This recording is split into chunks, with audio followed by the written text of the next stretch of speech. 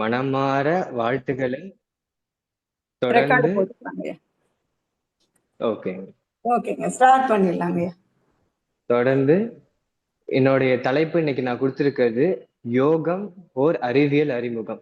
ஏன் இந்த தலைப்பை நான் சூஸ் பண்ணேன் அப்படின்றது பாத்தீங்கன்னா, நம்மளுக்கு யோகம் தெரியும், இப்படி பண்றோம் அப்படி பண்றோம், எது ஏதோ பண்றோம். ஏகப்பட்ட பேர், ஏகப்பட்ட யோகிகள் வந்து புக்ல அவ்வளோ அற்புதமா எழுதிட்டு போயிருக்காங்க, அவ்வளோ கவிகள் எழுதிட்டு போயிருக்காங்க.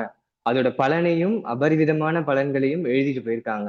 ஆனா அதெல்லாம் இந்த காலகட்டத்துல ஏற்புடையதாக இருக்குதான்னு கேட்டீங்கன்னா, சில பேர் மட்டும்தான் ஏத்துக்கிறாங்க. அதுவும் இந்த மார்க்கம், இது போன்ற மார்க்கத்தில் இருப்பவர்கள் மட்டும்தான் ஏத்துக்கிறாங்க. மத்த யாரும் ஏற்றுக்கிறது இல்ல. என்னப்பா கதை சொல்றியா நீ? இப்படிலாம் பண்ண முடியுமா? ஒரு யோகம் பண்ணா கடவுள் நிலை அடைய முடியுமா அப்படின்னு கேட்டா, எப்படி நீ சொல்றதெல்லாம் உண்மையா பொய்யான்ற மாதிரி நம்ம கேள்வி கேட்கிற மாதிரிதான் இப்போ இருக்கு. ஆனா நம்மளுக்கே தெரியாது இந்த அளவுக்கு அறிவியல் வந்து இவ்வளோ யோகத்துல இவ்வளோ இன்ட்ரெஸ்ட் காமிச்சிருக்கா அப்படின்றது தெரியாது. நிறையவே ரிசர்ச் பண்ணியிருக்காங்க, நிறைய ஆர்டிகல்ஸ் ரிலீஸ் பண்ணியிருக்காங்க. யோகம் ஒரு அறிவியல் பூர்வமானது அப்படின்றது, யோகத்துல சொல்றது ஒவ்வொன்றுமே அப்பாற்பட்ட அறிவியல். அது வந்து எங்களால கண்டுபிடிக்க முடியலன்றத அவங்களே ஒத்துருக்காங்க. இத பத்தி தான் இன்னைக்கு நம்ம விரிவா பார்க்க போறோம். இத பார்த்ததுக்கு அப்புறம், இந்த வகுப்புக்கு அப்புறம் உங்களுக்கு கண்டிப்பா யோகத்துல ஒரு புது இன்ட்ரெஸ்ட் வரும்.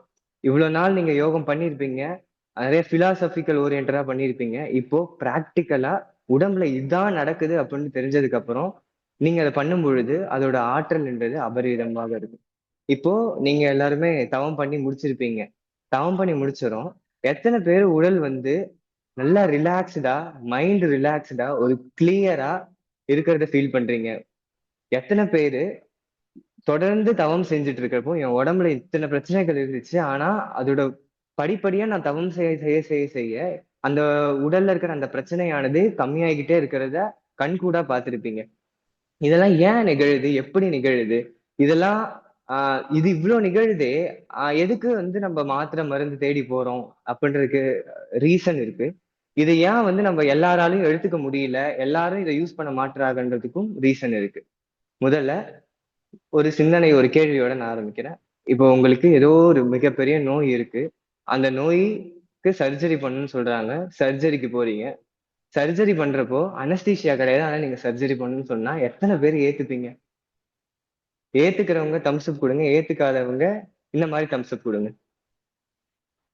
எத்தனை பேரு நான் சர்ஜரி பண்ணிக்க போறேன், ஆனா எனக்கு அனஸ்தீசியா கிடைக்காது அப்படின்னு ஒரு டாக்டர் சொன்னா ஏத்துப்பீங்க? கண்டிப்பா யாருமே ஏத்துக்கவே மாட்டோம். ஏன்னா அது கொஞ்சம் கூட இமேஜின் பண்ணவே முடியாது. நம்ம ஒரு கத்திய வச்சு நம்ம உடம்பு கிழிக்க போறாங்க, அதோட வலிய தாங்கணுமா, தாங்கிக்கிட்டுலாம் இந்த ஆபரேஷனை பண்ணுமா அப்படின்றதுதான் தோணும்.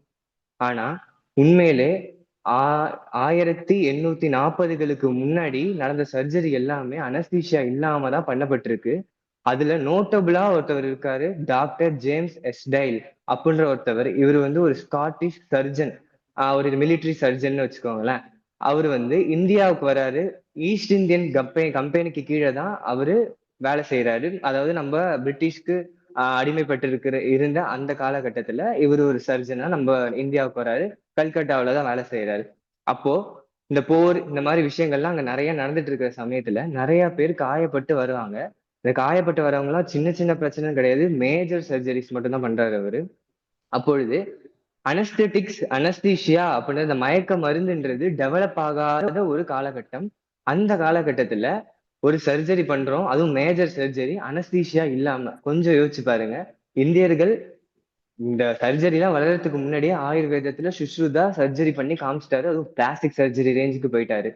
ஆனா அதுக்கப்புறமா வர வர வர வர இந்த மனதோட தன்மையை புரிஞ்சுக்கிட்டு நிறைய பேர் சர்ஜரிக்கு வராங்க. இந்த மாதிரி இவர்கிட்ட சர்ஜரி வரப்போ 300க்கும் மேல மேஜர் சர்ஜரிய வெறுமனே எந்த ஒரு அனஸ்தீஷியாவும் கொடுக்காம அவர் பண்ணி முடிக்கிறாரு, வெறுமனே உங்களோட மனதை மட்டும் வச்சு. அப்போ நல்லா கவனிக்க வேண்டிய இந்த இடத்த, வெறுமனே ஒரு மனதோட ஆற்றலை மட்டும் வச்சு பயங்கரமான அந்த பெயினை எப்படி உடலுக்கே தெரியாத அளவுக்கு பண்றாரு அப்படின்றத நம்ம தெரிஞ்சுக்கணும். மெஸ்மரிசம், ஹிப்னாசிஸ் அப்படின்ற ஒரு டேர்ம் அவரு உருவாக்க ஆரம்பிக்கிறாரு. அந்த டேர்ம்ல என்ன பண்றாருன்னா, உங்களோட ஆழ் மனதுக்குள்ள உங்களை கொண்டு போய் அவங்க ஒண்ணு சொல்றாங்க, உங்களுக்கு வலின்றது ஒண்ணு கிடையவே கிடையாது. வலின்றது ஒண்ணு இல்லவே இல்ல அப்படின்னு உங்களோட ஆழ் மனதை நம்ப வைக்கிறாங்க, ரெஜிஸ்டர் பண்றாங்க. பண்ணும்பொழுது சர்ஜரி நடக்குது. 1% கூட அங்க இருக்கிற பேஷண்ட்ஸ் யாருக்குமே அந்த வலின்றது தெரியல. இதான் அதோட மனதோட ஆற்றல். அப்போ 50% டெத் ரேட் இருந்தது 5%க்கு கம்மியாக ஆரம்பிச்சு அந்த காலகட்டத்துல, வெறுமனே அனஸ்தீசியா இல்லாம. அதுக்கப்புறம் 1840களுக்கு மேல அதுக்கப்புறம் அதுக்கப்புறம் வந்த நாட்கள்ல அனஸ்தீசியா கொஞ்சம் கொஞ்சமா டெவலப் ஆக ஆரம்பிக்க, அதுவும் இல்லாம காஸ்ட்லி. இப்போ அனஸ்தீசியா ரொம்ப காஸ்ட்லி ஆக ஆக இந்த ஒரு தொன்மையான விஷயம்ன்றது மறைஞ்சு போக ஆரம்பிக்குது. ஆனா இப்படி ஒரு விஷயம் இருக்குன்றது யாருக்குமே இது வரைக்கும் தெரியல. இப்போ வரைக்குமே நான் சொல்லாத வரைக்கும் இங்க யாருக்குமே தெரிஞ்சிருக்கிறதுக்கும் வாய்ப்பு இல்லை. இப்போ ஒரு அனஸ்தீசியாவே இப்படி பண்ண முடியுதுன்னா, ஒரு உடல்ல இருக்கிற வலியையே மறக்க வைக்க முடியுதுன்னா, ஒரு மனதோட ஆற்றல்ன்றது எவ்வளவு அபரிவிதமானது. அதுவும் தவம் செய்யும் ஒரு அன்பருடைய ஆற்றல் என்பது அதையும் விட அதிகமானது அப்படின்றத நம்ம புரிஞ்சுக்கணும். அவர் பண்ண சர்ஜரிலாம் சும்மா கிடையாது. 50 kg நம்ம உடம்புல இருந்து டியூமர், கேன்சர் கட்டியை ரிமூவ் பண்ணியிருக்காரு.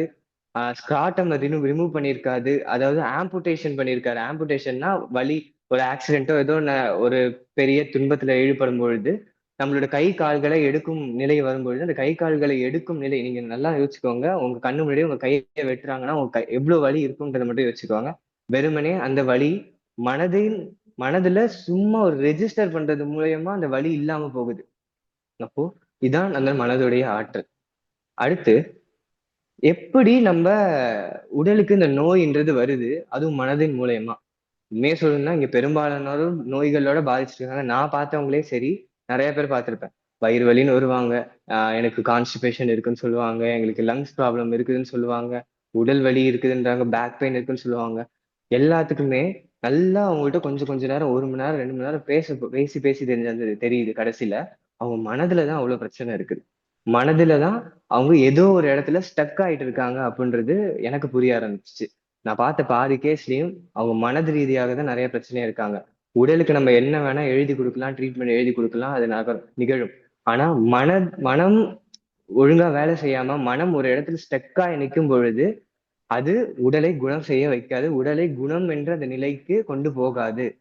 இதை எப்படி நம்ம புரிஞ்சுக்கிறோம்னா, நம்மளுடைய நரம்பு மண்டலம் 2 விதமாக வேலை செய்யுது.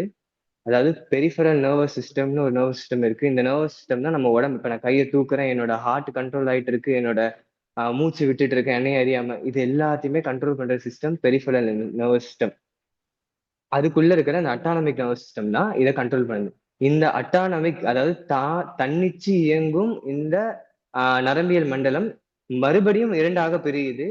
Sympathetic nervous system, parasympathetic nervous system. ஏதோ பேர் டிஃப்ரெண்டா இருக்குது அப்படின்றது யாரும் இது பண்ண வேண்டாம். இதுக்கான அர்த்தத்தை நான் தெளிவா சொல்றேன். சிம்பத்தட்டிக் நர்வஸ் சிஸ்டம் இது தெரிஞ்சிச்சுன்னா மொத்த யோகாவோட அறிவியலும் உங்களுக்கு புரிய ஆரம்பிச்சிடும். சிம்பத்தட்டிக் நர்வஸ் சிஸ்டம் இதை தெரிய ஆரம்பிச்சுன்னா நீங்க ஏன் இப்ப ரிலாக்ஸ்டா இருக்கீங்கன்னு உங்களுக்கு தெரிய ஆரம்பிச்சிடும். First SNS, sympathetic nervous system. Sympathetic nervous சிஸ்டம்னா எப்போது இப்ப உங்களை ஒரு நாய் துரத்த வருது, துரத்துது பொழுது நீங்க என்ன பண்ணுவீங்க? காமா ரெஸ்டா அந்த இடத்துல உட்காந்துருக்கீங்கன்னு கேட்டீங்கன்னா கண்டிப்பா இருக்க மாட்டீங்க. நீங்க ஏஞ்சி ஓட ஆரம்பிப்பீங்க. ஓட ஆரம்பிக்கும் பொழுது உடல்ல இப்ப வருவோம். ஓட ஆரம்பிக்கிறீங்க, ஒரு பதட்டமான நிலையில ஓட ஆரம்பிக்கிறீங்க. அப்பொழுது உடல்ல செரிமானம் நடக்கணுமா வேண்டாமா? நடக்கணும்ன்றவங்க, நடக்க வேண்டாம் என்றவங்க தம்ஸ் அப் கொடுங்க. நடக்கணும்ன்றவங்க டவுன்ஸ் அப் கொடுங்க. இப்போ ஒரு நாய் துரத்திட்டு இருக்கு உங்க உடல்ல, இப்போ டைஜஷன் நடக்கணுமா வேண்டாமா? செரிமானம் சாப்பிட்டுட்டு நல்லா ஓட ஆரம்பிக்க, அது செரிமானத்துக்கு உங்க உடல்ல இருக்கிற சக்தி போகணுமா வேண்டாமா? யாராவது ஒருத்தவங்க சொல்ல முடியுமா? நடக்க வேண்டாம். நடக்க வேண்டாம், கரெக்ட். ஏன்னா நம்ம ஒரு பரபரப்பான நிலையில இருக்கும் பொழுது நம்மளுக்கு தேவையில்லாத, நம்ம உடலுக்கு தேவையில்லாத விஷயங்கள்ன்றது அகற்றப்படும். அதாவது இந்த டைஜஷனா இருக்கட்டும், நம்ம யூரின் போறதாகட்டும், மோஷனா இருக்கட்டும், இந்த மாதிரி எந்த விஷயங்களும் உடல் நடக்காது. ஏன் அப்படின்னா நம்ம ஃபைட் மெக்கானிசம் நம்ம உடல் இயங்க ஆரம்பிக்குது. அட்ரினலின் அப்படின்ற இந்த ஹார்மோன், அதாவது கார்டிசால், அட்ரினலின்ற இந்த ஸ்ட்ரெஸ் ஹார்மோன் நம்ம உடம்புல அதிகமாகுது. இந்த ஸ்ட்ரெஸ் ஹார்மோன் நம்மள தப்பிக்கிறதுக்கு முயற்சி செய்யுது. இதுதான் சிம்பத்தட்டிக் நர்வஸ் சிஸ்டம். நம்ம இந்த மாதிரி ஒரு சுச்சுவேஷன் நம்மளுக்கு வரும் பொழுது நம்மளோட உடல் அந்த சிம்பத்தட்டிக் நர்வஸ் சிஸ்டத்துக்கு போகுது. இந்த சிம்பத்தட்டிக் நர்வஸ் சிஸ்டத்தின் மூலயமா நம்ம அந்த நிலையில இருந்து சுச்சுவேஷன்ல நம்ம தப்பிக்க வச்சுக்கிறோம். அடுத்த சிஸ்டமான பேரா சிம்பதட்டிக் நர்வஸ் சிஸ்டம். பேரானா opposite to the sympathetic nervous சிஸ்டம்னு அர்த்தம். இந்த நர்வஸ் சிஸ்டம் என்னன்னா நம்மள எப்போதுமே அமைதியாக வச்சுட்டு இருக்கிற நர்வஸ் சிஸ்டம். ரெஸ்ட்லயும் டைஜஷனையும் கரெக்டா பார்த்துட்டு இருக்கிற நர்வஸ் சிஸ்டம். நம்மளோட உடலை ஒரு ஹீலிங்க்கு கொண்டு போகிற நர்வஸ் சிஸ்டம். இந்த நர்வஸ் சிஸ்டம் யோகம் பண்ணும் பொழுது மிகச்சரியாக தூண்டப்படுகிறது அப்படின்றத அறிவியலாக ஆராய்ச்சி பண்ணி நிரூபிச்சிருக்க ஒரு விஷயம். இப்போ இந்த நரம்பியல் மண்டலத்தை நம்ம பார்த்துட்டோம். இப்போ நோய்கள் எப்படி வெறுமனே அந்த தாட்ஸ்னால கிரியேட் ஆகுது. இப்போ நம்ம எல்லாருமே பார்த்துருப்போம், வாழ்த்து சொல்றதா இருக்கட்டும், ஆஹ் சங்கல்பம் வைக்கிறதா இருக்கட்டும், இந்த மாதிரி இந்த விஷயங்கள்லாம் நம்ம உடல்ல எப்படி மாற்றத்தை கொண்டு வருது, வெளியில எப்படி மாற்றத்தை கொண்டு வருது அப்படின்றத பத்தி ஒரு சின்ன ஒரு அறிவியல் நுட்பத்தை பார்த்துடலாம். இன்னைக்கு நான் பேச வந்தது நம்ம பண்ற ஒவ்வொரு விஷயமும் அறிவியல் பூர்வமாக இருக்கு அப்படின்றத நான் சொல்லணும்ன்றதுக்காக, தெரிவிக்கணும். இவ்வளவு விஷயம் தெரியாம நிறைய பேர் இருக்காங்க, இது தெரிஞ்சுட்டு பண்றப்போ அவங்களோட ஆற்றல் அபரிவிதமாக இருக்குன்றத சொல்றதுக்காக தான் என்னோட சொற்பொழிவானது இருக்க போகுது. இப்போ நோய் வருது. நோய் எப்படி ஆரம்பிக்குதுன்னா, ஒரு கதை மூலியமா போறேன். ஆனா வில்லியம்ஸ் அப்படின்ற ஒருத்தவங்க, இது ரியல் லைஃப் இன்சிடென்ட், ரியலா நடந்தது. இது மாதிரி ஒன்னு ரெண்டுன்னு கிடையாது, இது மாதிரி நூத்துக்கணக்கான கதைகள் உண்மையா நடந்தது இருக்கு. ஆனா அப்படின்ற ஒருத்தவங்க, ஒரு லேடி, அவங்களுக்கு 2 பசங்க இருக்காங்க. ஒரு நாள் காலையில அமைதியா எப்போதும் போல அவங்களோட வாழ்க்கையை ஆரம்பிக்குது. நியூஸ் பேப்பர் டீ குடிச்சிட்டு இருக்கும் பொழுது திடீர்னு கதவு தட்டுற சவுண்ட் கேட்குது. போலீஸ் 2 பேர் வராங்க. 2 பேர் வந்து, நீங்க தான் ஆனா வில்லியம்ஸா அப்படின்னு சொல்லிட்டு, உங்களோட ஹஸ்பண்ட் இறந்துட்டாங்க, சூசைட் பண்ணிட்டாரு அப்படின்னு சொல்லிட்டு போயிட்டாங்க. கொஞ்ச நாள் ஆகுது. அப்புறம் அந்த ஆனா என்ன ஃபீல் பண்றாங்கன்னா, அவங்க அதையே யோசிச்சுட்டே இருக்காங்க. எப்ப பாரும், ஏன் அவர் என்னை விட்டுட்டு போனாரு, எதுக்காக சூசைட் பண்ணிக்கணும், எனக்கு 2 பசங்க இருக்காங்க, நான் எப்படி பாத்துக்க போறேன். அதுவும் இல்லாம அவங்க ஒரு சைக்கோதெரபிஸ்ட், சைக்காலஜிஸ்ட். அப்படி இருக்கிறவங்களுக்கு யோசிச்சுட்டே இருக்காங்க. திரும்பி திரும்பி திரும்பி திரும்பி அவங்க மைண்ட்ல அது மட்டும் தான் ஓடிட்டே இருக்கு. டெய்லியுமே அவங்க 100 தடவையாவது இந்த தாட்டை நினைக்க ஆரம்பிச்சிடுறாங்க. அதாவது ஏன் அவர் என்னை விட்டு போனாரு, கோபம் வருது, இந்த வெறுப்புன்றது வருது, அந்த விரக்தின்றது வருது. இந்த மாதிரி எமோஷன்ஸ் மாறி மாறி மாறி மாறி அவங்களுக்குள்ள அது செயல்பட ஆரம்பிக்குது. கரெக்டா மார்ச் 7ஆம் தேதி 2008. இப்ப அவங்களுக்கு ஹஸ்பண்ட் இழந்தது 2007. 2008 இவங்க காலையிலேயே பெட்ல இருந்து எழுந்திரிக்க முயற்சி பண்றாங்க. ஆனா அவங்களால எழுந்திரிக்க முடியல. உடல் முழுக்க பேரலைஸ் ஆயிடுச்சு. கண்ணை முழிக்கிறாங்க, எழுந்திரிக்கவும் முடியல. கொஞ்ச நேரத்துக்கு கழிச்சு பார்த்தா அவங்க ஹாஸ்பிட்டல் பெட்ல இருக்காங்க. இந்த ஹாஸ்பிட்டல் பெட்ல டாக்டர் சொல்றப்பதான் தெரியுது, அவங்களுக்கு நியூரைட்டிஸ் அப்படின்ற ஒரு நியூரோ நியூரான் கண்டிஷன் அவங்களுக்கு தாக்கியிருக்கு. அதாவது ஒரு ஆட்டோ இம்யூன் டிசீஸ். அதாவது அவங்களுடைய இம்யூன் சிஸ்டமே அவங்க தாக்குற அந்த ஒரு நிலை தான் இந்த நியூரைட்டிஸ். இந்த நியூரைட்டிஸ் அவங்களுக்கு வந்ததுக்கு அப்புறம் அவங்களால திரும்பி அந்த பழைய வாழ்க்கைக்குள்ள போக முடியல. ஏற்கனவே இருந்த ஸ்ட்ரெஸ், அதுல இது வேற வந்துச்சு. இதுக்கப்புறம் நான் எப்படி என் பசங்களை பாத்துக்க போறேன் அப்படின்னு சொல்லி இன்னும் இன்னும் இன்னும் இன்னும் ஸ்ட்ரெஸ் ஆக ஆரம்பிக்கிறாங்க. கொஞ்சம் கொஞ்சமா இந்த டிசீஸ் கொஞ்சம் கொஞ்சமா ப்ராக்ரஸ் ஆக ஆரம்பிக்குது. இந்த நியூரைட்டிஸ்ன்றது கொஞ்சம் கொஞ்சமா அவங்களோட வயிறு அல்சர் ஆக ஆரம்பிக்குது. வயிறோட அல்சர் மட்டும் இல்ல, ஈசோஃபேஜியல் அல்சர் ஆகுது, வெஜைனல் அல்சர், ரெக்டல் அல்சர், இந்த மாதிரி உடல் முழுக்க உங்களுக்கு அல்சர் வர ஆரம்பிக்குது. 2009 அப்போ இவங்களுக்கு டயக்னோஸ் பண்றாங்க, இவங்க கிளினிக்கல் டிப்ரெஷன்ல இருக்காங்க. அதாவது நல்ல மனச்சோர்வு, மனம் முற்றிலும் இழந்த நிலையில இருக்காங்க அப்படின்றத டயக்னோஸ் பண்றாங்க. இன்னும் கொஞ்ச நாள் போகுது. இது இன்னும் அவங்கள ரொம்ப ஆழமா டிப்ரெஷன் ஸ்டேட், அதாவது இப்ப இந்த டிப்ரெஷன், இந்த ஸ்ட்ரெஸ் எல்லாமே அவங்களோட சிம்பத்தட்டிக் நர்வஸ் சிஸ்டத்தை தூண்ட ஆரம்பிச்சிருச்சு. இந்த தாட் ஒவ்வொன்றும், இப்போ நீங்க என்னைக்கோ ஒரு நடந்துச்சு, ஏதோ ஒரு இன்சிடென்ட் நடந்திருக்கும், அது உங்களால ஏத்துக்க முடியாது, அது மீது நீங்க கோபமா இருக்கீங்க. அப்போ உங்களுக்கு என்ன நடக்குதுன்னா, உங்க பிரெயின்ல நியூரோ பிளாஸ்டிசிட்டி அப்படின்ற ஒரு விஷயம் நடக்க ஆரம்பிக்குது. நியூரோ பிளாஸ்டிசிட்டி அப்படின்னா, உங்களுடைய நரம்பியல் மண்டலங்கள் ஒரு ஸ்ட்ராங்கான எமோஷன்ஸை நீங்க எக்ஸ்பீரியன்ஸ் பண்றப்போ உங்க உடம்புல ஸ்ட்ராங்கான ஒரு கெமிக்கல் ரியாக்ஷன் நடக்குது. அதாவது அட்ரினலின், அந்த ஹார்மோன்ஸ், அதாவது ஸ்ட்ரெஸ் ஹார்மோன்ஸ் அதிகமாக ஆரம்பிக்குது. இது நம்மளோட பிரெயின்ல நியூரோ பிளாஸ்டிசிட்டி, அதாவது இந்த மாதிரி இன்சிடென்ட் நடக்கிறப்போ இது இந்த டைம்ல நடந்துச்சு அப்படின்னு சொல்லி ஃப்ரீஸ் ஆகி வச்சிடும். மெமரின்றது என்ன, அந்த டைம்ல அப்ப நடந்ததை அப்படியே நான் ஃப்ரீஸ் ஆகி வச்சுட்டேன். அந்த மாதிரி இந்த ஒரு ஒரு சுச்சுவேஷனும் என்னோட மைண்ட்ல ஃப்ரீஸ் ஆக ஆரம்பிச்சிச்சு. அதுக்கான தனியா அந்த நரம்பியல் மண்டலம்ன்றது ப்ரொடியூஸ் ஆக ஆரம்பிச்சு ஒரு நியூரல் பாடியா உருவாக ஆரம்பிக்குது. இப்போ இந்த மாதிரி நியூரல் பாடியா உருவான அந்த எமோஷன்ஸ் என் உடம்புல ஸ்டோர் ஆக ஆரம்பிக்குது. பிரெயின்ல மட்டும் கிடையாது, உடல்லயும் ஸ்டோர் ஆகுறது. எனக்கு பேக் பெயின் இருக்குன்னு சொன்னா கண்டிப்பா உங்களோட மன ரீதியான பிரச்சனைகளாகவும் இருக்கலாம். எப்படி இருக்கலாம்னா, உடல் முழுக்க ஃபேஷியான்ற ஒண்ணு இருக்கு. ஃபேஷியானா உடல் முழுக்க ஒரு போர்வை போத்துன மாதிரி ஒவ்வொரு ஆர்கன்ஸையும் சுத்தி ஒவ்வொரு மசில்ஸ்க்கும் நடுவுல. இப்ப நம்ம நினைச்சிட்டு இருப்போம் ஒவ்வொரு ரத்த நாடங்களும் அப்படியே போயிட்டு இருக்கோம் அப்படின்னு. நம்ம இப்ப நான் ரத்த நாளங்களை நான் தொட்டு இப்படி நகர்த்துறேன், ஆனா திரும்பி அது நார்மல் பொசிஷனுக்கு வருது. எப்படின்னா, ஒவ்வொரு ரத்த நாளங்களும் சரி நம்மள உடல்ல ஒட்டி வச்சுக்கிறதுக்கு இந்த ஃபேஷியான்றது போர்த்தி வச்சிருக்கு அப்படின்னு சொல்லியாச்சு. இந்த ஃபேஷியா முழுக்க முழுக்க தண்ணியினால ஆனது.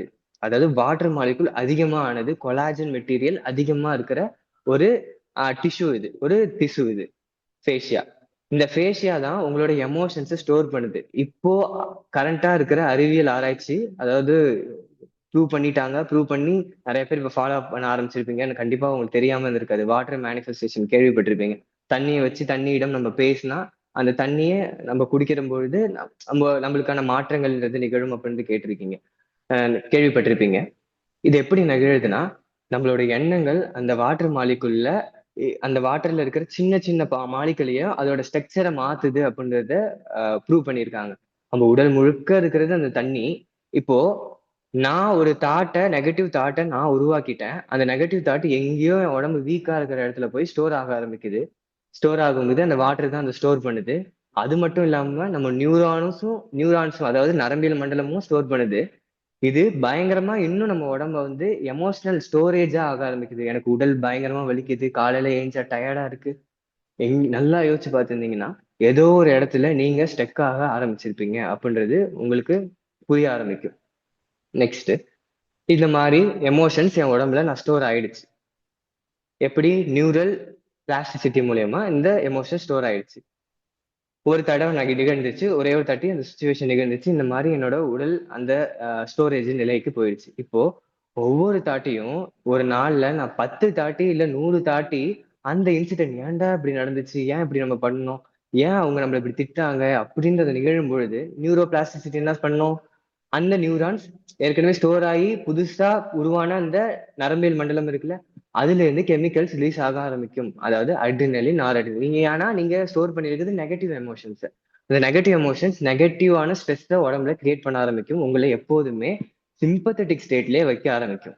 நல்லா யோசிச்சு பாருங்க, ஏன் மன ரீதியான பிரச்சனை இருக்கும்போது வயிற்றுல பிரச்சனை வருது அப்படின்னு கேட்டீங்கன்னா, சிம்பத்தட்டிக் சிஸ்டத்திலே இருக்கிறப்போ டைஜஷன் நடக்காது. சரியான டைஜஷன் நடக்காது, டிஸ்பெப்சியா நடக்க ஆரம்பிக்கும், கான்ஸ்டிபேஷன் வர ஆரம்பிக்கும். இந்த மாதிரி பல விஷயங்கள் அவங்களுக்கு வர ஆரம்பிக்கும். இது நியூரோபிளாஸ்டிசிட்டி மூலயமா நடக்க ஆரம்பிக்கும். இப்போ அந்த ஆனான்றவங்க ஒரு நாளைக்கு 100க்கும் மேற்பட்ட முறை அதே சுச்சுவேஷனை நினைச்சு நினைச்சு கவலைப்பட உடல் சர்வைவல் மோட், அதாவது தப்பிக்கணும் எப்படியாவது இந்த எமோஷன்ஸை தப்பிக்கணும்ன்ற அந்த சிம்பத்தட்டிக் மோடுக்கே நம்ம உடம்ப ஆரம்பிச்சிருச்சு. இன்னும் கொஞ்ச நாள் போக போக அவங்களுக்கு என்ன ஆரம்பிக்குதுன்னா, stomach cancer and oesophageal cancer வர ஆரம்பிக்குது. இதுக்கான தீர்வு அவங்க கண்டுபிடிக்க போறாங்க. அவங்களோட ஒரு ஃப்ரெண்டு இவங்களுக்கு ஒரு மெடிடேஷனை இன்ட்ரடியூஸ் பண்றாங்க. அந்த மெடிடேஷன்ல இவங்களுக்கு ஒரு வாய்ப்பு கிடைக்குது. அதுக்கு போறதுக்காக எப்படியோ ஒரு நிறைய தடைகளை தாண்டி அந்த மெடிடேஷனையும் அவங்க ஒரு வழியா அட்டென்ட் பண்ண ஆரம்பிச்சிருந்தாங்க. நிறைய மாத்திரை போட்டு தான் அந்த இடத்துல உட்காடுறாங்க. ஏன்னா அவங்களுக்கு நியூரைட்டிஸ் இருக்கு, உடம்பு முழுக்க பெயினா இருக்கும், தாங்க முடியாத அளவுக்கான அந்த பெயின் இருக்கும். மெடிடேஷன் 4 நாள் நடக்குதுன்னு நினைக்கிறேன். அந்த 4 நாள்ல ஃபர்ஸ்ட் நாளே அவங்களோட வலின்றது 50% கம்மியாக ஆரம்பிச்சிருச்சு. அந்த மெடிடேஷனோட முடிவுல அவங்களோட சிம்டம், அது உடல்ல இருக்கிற மொத்த வலியும் அவங்க விட்டுடுறாங்க. மொத்த வலியுமே அவங்க உடல்ல இருந்து அந்த வலி போயிடுச்சு. இன்னும் கொஞ்ச நாள் நடக்க நடக்க பண்ண ஆரம்பிச்சதுக்கு அப்புறம் இந்த மெடிடேஷனை வீட்டுக்கு வந்து பண்ண ஆரம்பிக்கிறாங்க. கொஞ்ச நாள் அடைவில் என்ன ஆக ஆரம்பிக்குதுன்னா, கொஞ்சம் கொஞ்சமா உங்களுக்கு அந்த சிம்டம் ஒன்னொன்னா வந்தது தானா போக ஆரம்பிக்குது. எல்லா மெடிகேஷன்ஸும் தூக்கி எரிஞ்சிடுறாங்க. எரிஞ்சதுக்கு அப்புறம் கொஞ்சமா அவங்க மெடிடேஷன் பழக உடலை நம்ப வைக்க, அதாவது இந்த சப்கான்சியஸ் மைண்டை நம்ப வைக்க அவங்க உடல்ன்றது ஹீலிங், அதாவது பேராசிம்பத்தட்டிக் மோட் அப்படின்ற அந்த நர்வஸ் சிஸ்டத்துக்கு போக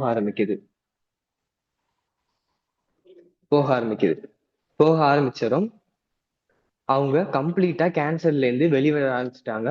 அவங்க ஒரு இன்டர்வியூல இந்த விஷயத்த சொல்ல ஆரம்பிக்கிறாங்க. அந்த இன்டர்வியூமே நம்மளோட வலைத்தளங்கள்ல அவைலபிளா தான் இருக்குது.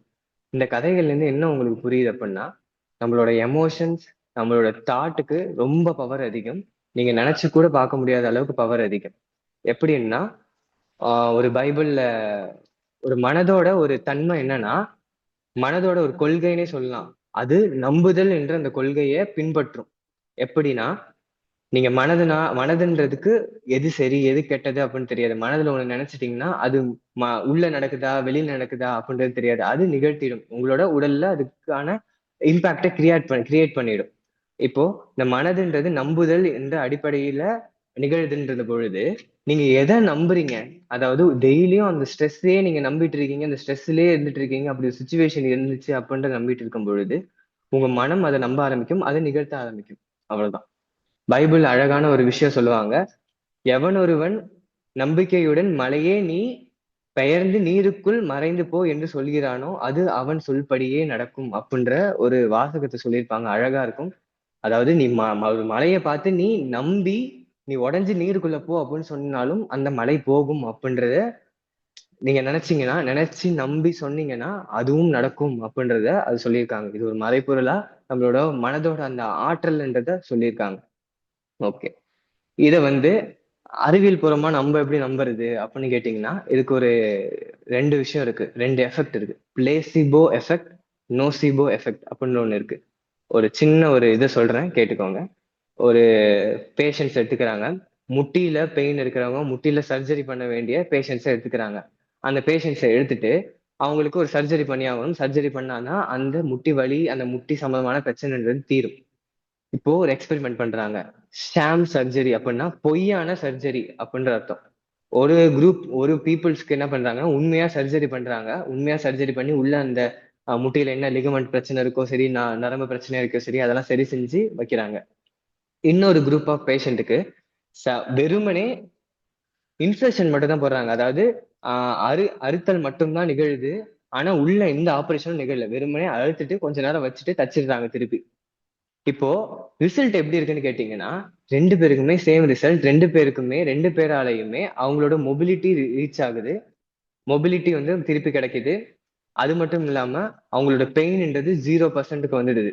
அதாவது சர்ஜரி பண்ணவங்களுக்கும் அதான், சர்ஜரி பண்ணாம நடிச்சவங்களுக்கும், அதாவது சர்ஜரி பண்ற மாதிரி நடிச்சவங்களுக்கும் அதே தான் எஃபெக்ட் நிகழுது. அப்போ ஒரு சர்ஜரி அத நம்ம மனதை நம்ப வைக்கிறது தான் நம்ம கஷ்டப்படுறோம், இவ்வளவு கஷ்டப்படுறோம். ஒருவேளை அந்த மனம் அதை நம்புனுச்சு அப்படின்னா அதோட ஆற்றலை நீங்க இப்ப பாத்தீங்க. இந்த எஃபெக்ட் பேர் தான் பிளேசிபோ எஃபெக்ட். ஒவ்வொரு ரிசர்ச் நடக்கிறதுக்கும் சரி பிளேசிபோ எஃபெக்ட் இருக்கான்னு பார்ப்பாங்க எப்போதும். உண்மையிலே தான் இது நிகழுதா, இல்லாட்டி இதை கொடுக்கறதுனால நீங்க நம்புறதுனால இது நிகழுதா அப்படின்னு நிகழலாம் அப்படின்னு சொல்லலாம் வாய்ப்பு இருக்கு. ஏன்னா ஹோமியோபதி உங்களுக்கு தெரிஞ்சிருக்கும். ஹோமியோபதியில இப்போ வரைக்குமே அது பிளேசிபோன்னு தான் நம்பிட்டு இருக்காங்க. நிறைய பேர் வந்து அது பாதி தான் அந்த மருந்து, பாதி பிளேசிபோ. அந்த மருந்து எடுத்துக்கிறதுனால உங்களுக்கு நீங்க நம்புறதுனால உங்க உடல் குணமடையுது அப்படின்ற மாதிரி சொல்ல ஆரம்பிச்சிருக்காங்க. ஆனா அது 50% தான் தவிர நம்புறதும் ஒரு பர்சன்ட் இருக்குதுதான். நோசிபோ எஃபெக்ட், அதாவது நீங்க ஒரு விஷயத்த ரெண்டுமே நம்புதல்ன்ற அடிப்படையில தான் வந்து ஒண்ணு நீங்க பாசிட்டிவா நம்புறீங்க, இன்னொன்னு நெகட்டிவா நம்புறீங்க. அதாவது நோசிபோ எஃபெக்ட் அப்படின்றதுதான் ஒரு சில டாக்டர்ஸ் வந்து சில பேஷண்ட்ஸ்க்கு மருந்து கொடுக்குறாங்க. அந்த மருந்தை வந்து ஒரு புது மருந்துப்பா, இது நீ சாப்பிடு, ஆனா இதுல நிறைய சைடு எஃபெக்ட் இருக்கு. அதாவது தலைவலி இருக்கும், வாந்தி இருக்கும், உனக்கு டயரியா வர்றதுக்கும் வாய்ப்பு இருக்கு. பரவாயில்ல நீ சாப்பிடு, உன்னோடது சரியாயிடும், உன்னோட பிரச்சனை சரியாயிடும். அந்த பேஷண்ட்டும் அதை சாப்பிடுறாங்க. அந்த டவுட், அந்த சந்தேகத்தோட, அதாவது இது சைடு எஃபெக்ட் எல்லாம் வருமே அப்படின்றது சந்தேகத்தோடய சாப்பிட ஆரம்பிக்கிறாங்க. கொஞ்ச நாள் கழிச்சு பார்த்தா அந்த டேப்லெட் எடுக்க எடுக்க அவங்களுக்கு அந்த சொன்ன எல்லா அட்வர்ஸ் எஃபெக்டும் அந்த சிம்டம்ஸும் அவங்களுக்கு வர ஆரம்பிக்குது. அதாவது டயரியா வருது, வாமிட்டிங் வருது, தலைவலி வருது, இது எல்லாமே வர ஆரம்பிக்குது. இன்னைக்கு முக்கியமான அந்த மனதை பத்தி தான் பேசணும். ஏன்னா முழுக்க முழுக்க தியானம் மனதோட சம்பந்தப்பட்டது. அதனாலதான் இதை பத்தி நான் பேச வந்திருக்கேன். ஓகே, உங்களுக்கு இப்ப புரிஞ்சிருக்கும் மனதோட ஆற்றல் எந்த அளவுக்கு அபரிவிதமானது அப்படின்றது புரிஞ்சிருக்கும். இப்போ சொற்கள் எப்படி மாத்துது அப்படின்றத பார்ப்போம். இதுக்கு ஒரு டேர்ம் இருக்கு, சைக்கோ நியூரோ இம்யூனாலஜி. சைக்கோ அப்படின்னா மனம், நியூரோ அப்படின்னா நரம்பியல், இம்யூனாலஜி அப்படின்னா நம்மளுடைய எதிர்ப்பு ஆற்றல் மண்டலம். ஓகே, இது எப்படிப்பா மாறுது அப்படின்னு கேட்டீங்கன்னா, நீங்க ஒரு விஷயம் நினைக்க நினைக்க, அதாவது தாட்ஸ் வர வர உங்களுக்கு உடல்ல சில கெமிக்கல்ஸ் உருவாக ஆரம்பிக்குது. அதாவது எனக்கு இந்த தாட் நான் கிரியேட் ஆனா இந்த கெமிக்கல்ஸ் எனக்கு வரணும், இந்த சொல்ல நான் சொல்லும் பொழுது என் உடம்புல இந்த மாற்றங்கள் இருக்கும்.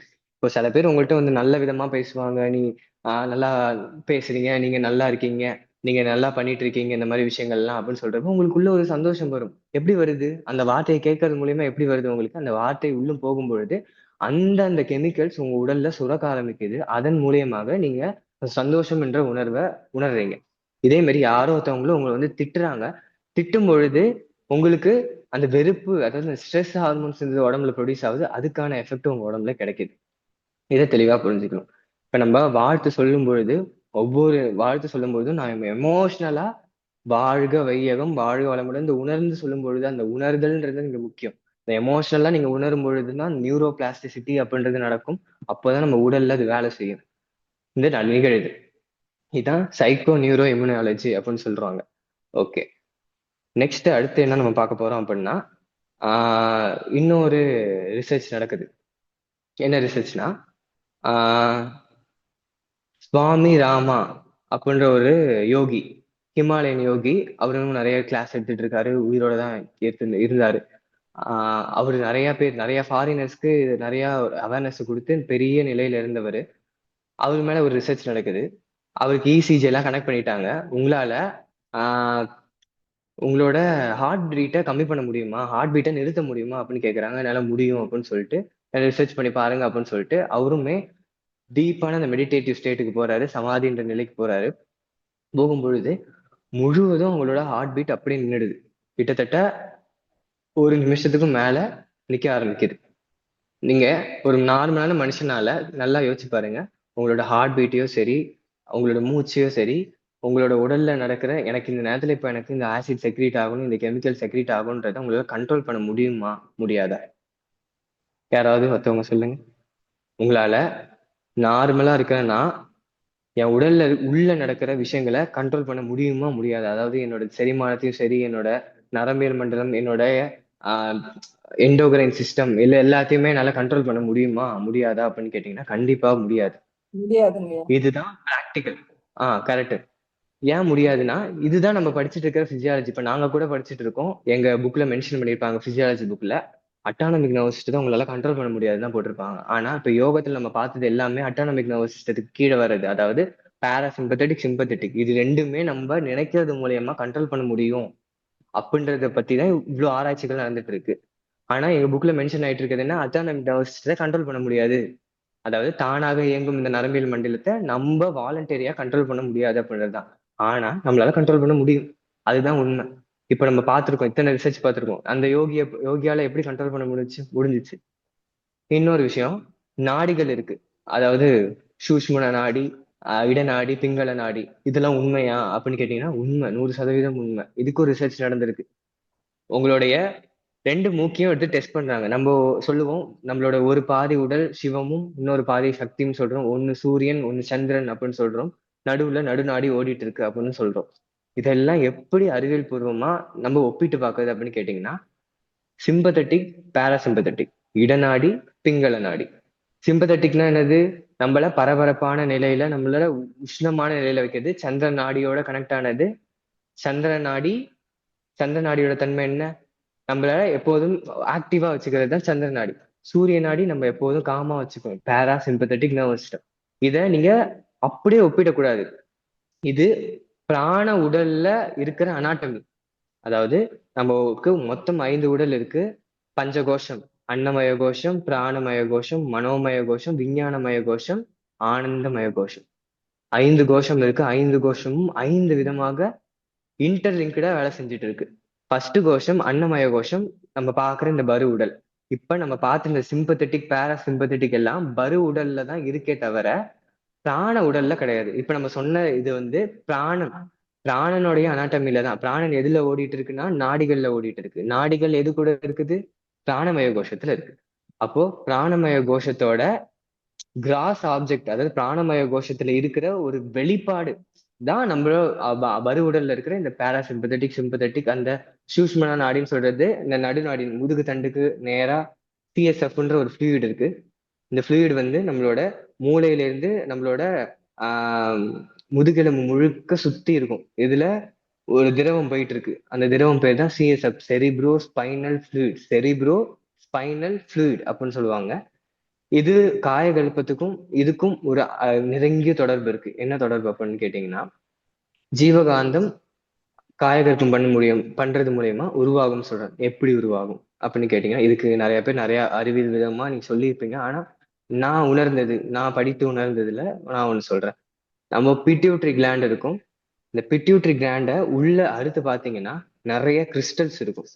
மென்ஷன் பண்ணியிருப்பாங்க, பிசியாலஜி புக்ஸ்லயே மென்ஷன் பண்ணியிருப்பாங்க, கிறிஸ்டல்ஸ் இருக்கும்.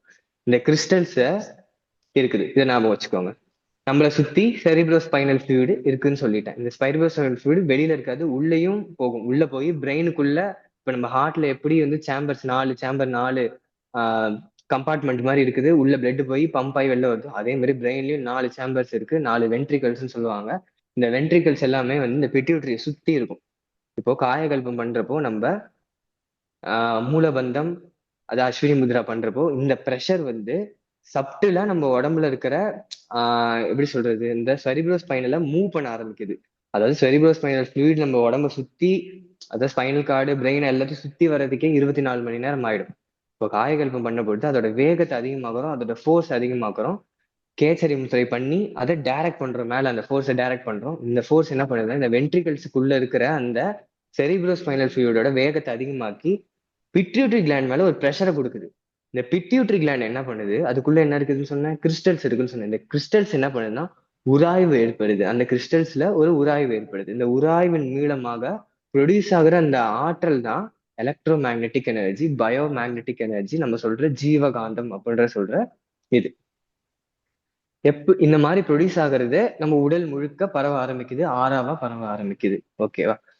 இப்போ இது எப்படி நீ இந்த உரசுறது மூலியமாக ஒரு ஜீவகாந்தம் ப்ரொடியூஸ் ஆகுது அப்படின்னு கேட்டீங்கன்னா, பைசோ எலக்ட்ரிக் எஃபெக்ட். அது இந்த எஃபெக்ட்டுக்கு பேரு பைசோ எலக்ட்ரிக். ஒரு அக்குபஞ்சர் நீடில் போடுறோம், நீடில் போட்டா எப்படி எங்கேயோ எனக்கு வயிறு வலி, நான் காலில் நீடில் போட்டா எப்படி கேட்குது, இந்த பைசோ எலக்ட்ரிக் எஃபெக்ட் தான். நான் அந்த நீடில் போடும் பொழுது அந்த நரம்பியல் மண்டலங்கள்ல ஒரு உராய்வு ஏற்படுது.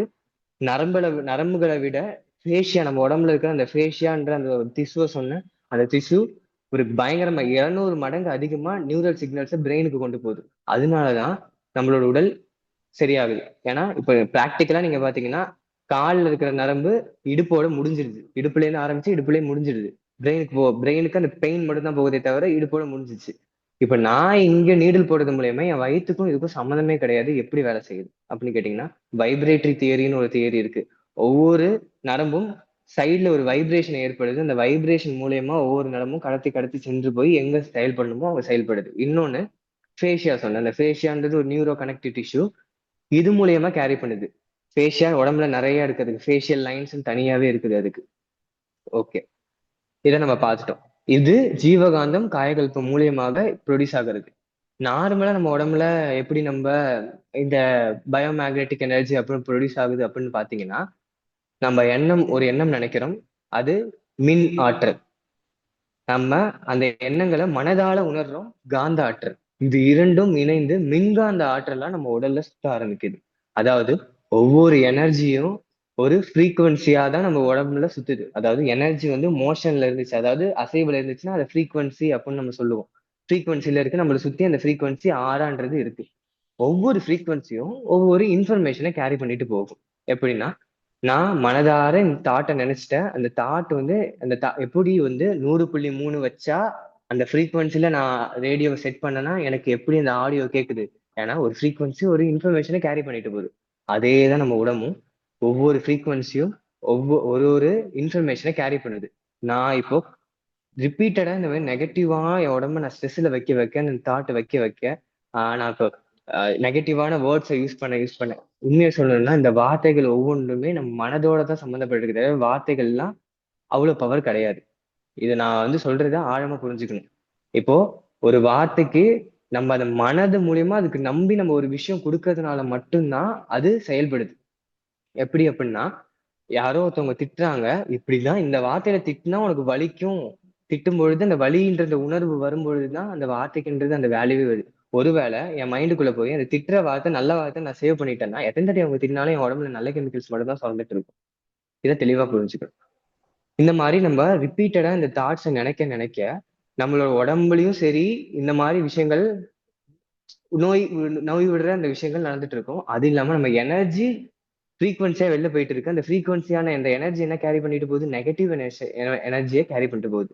இப்போ நெகட்டிவ் எனர்ஜி கேரி பண்ணிட்டு போறது என்ன பண்ணும்? நெகட்டிவா இருக்கிற இன்னொரு எனர்ஜி கூட சேர ஆரம்பிக்கும்.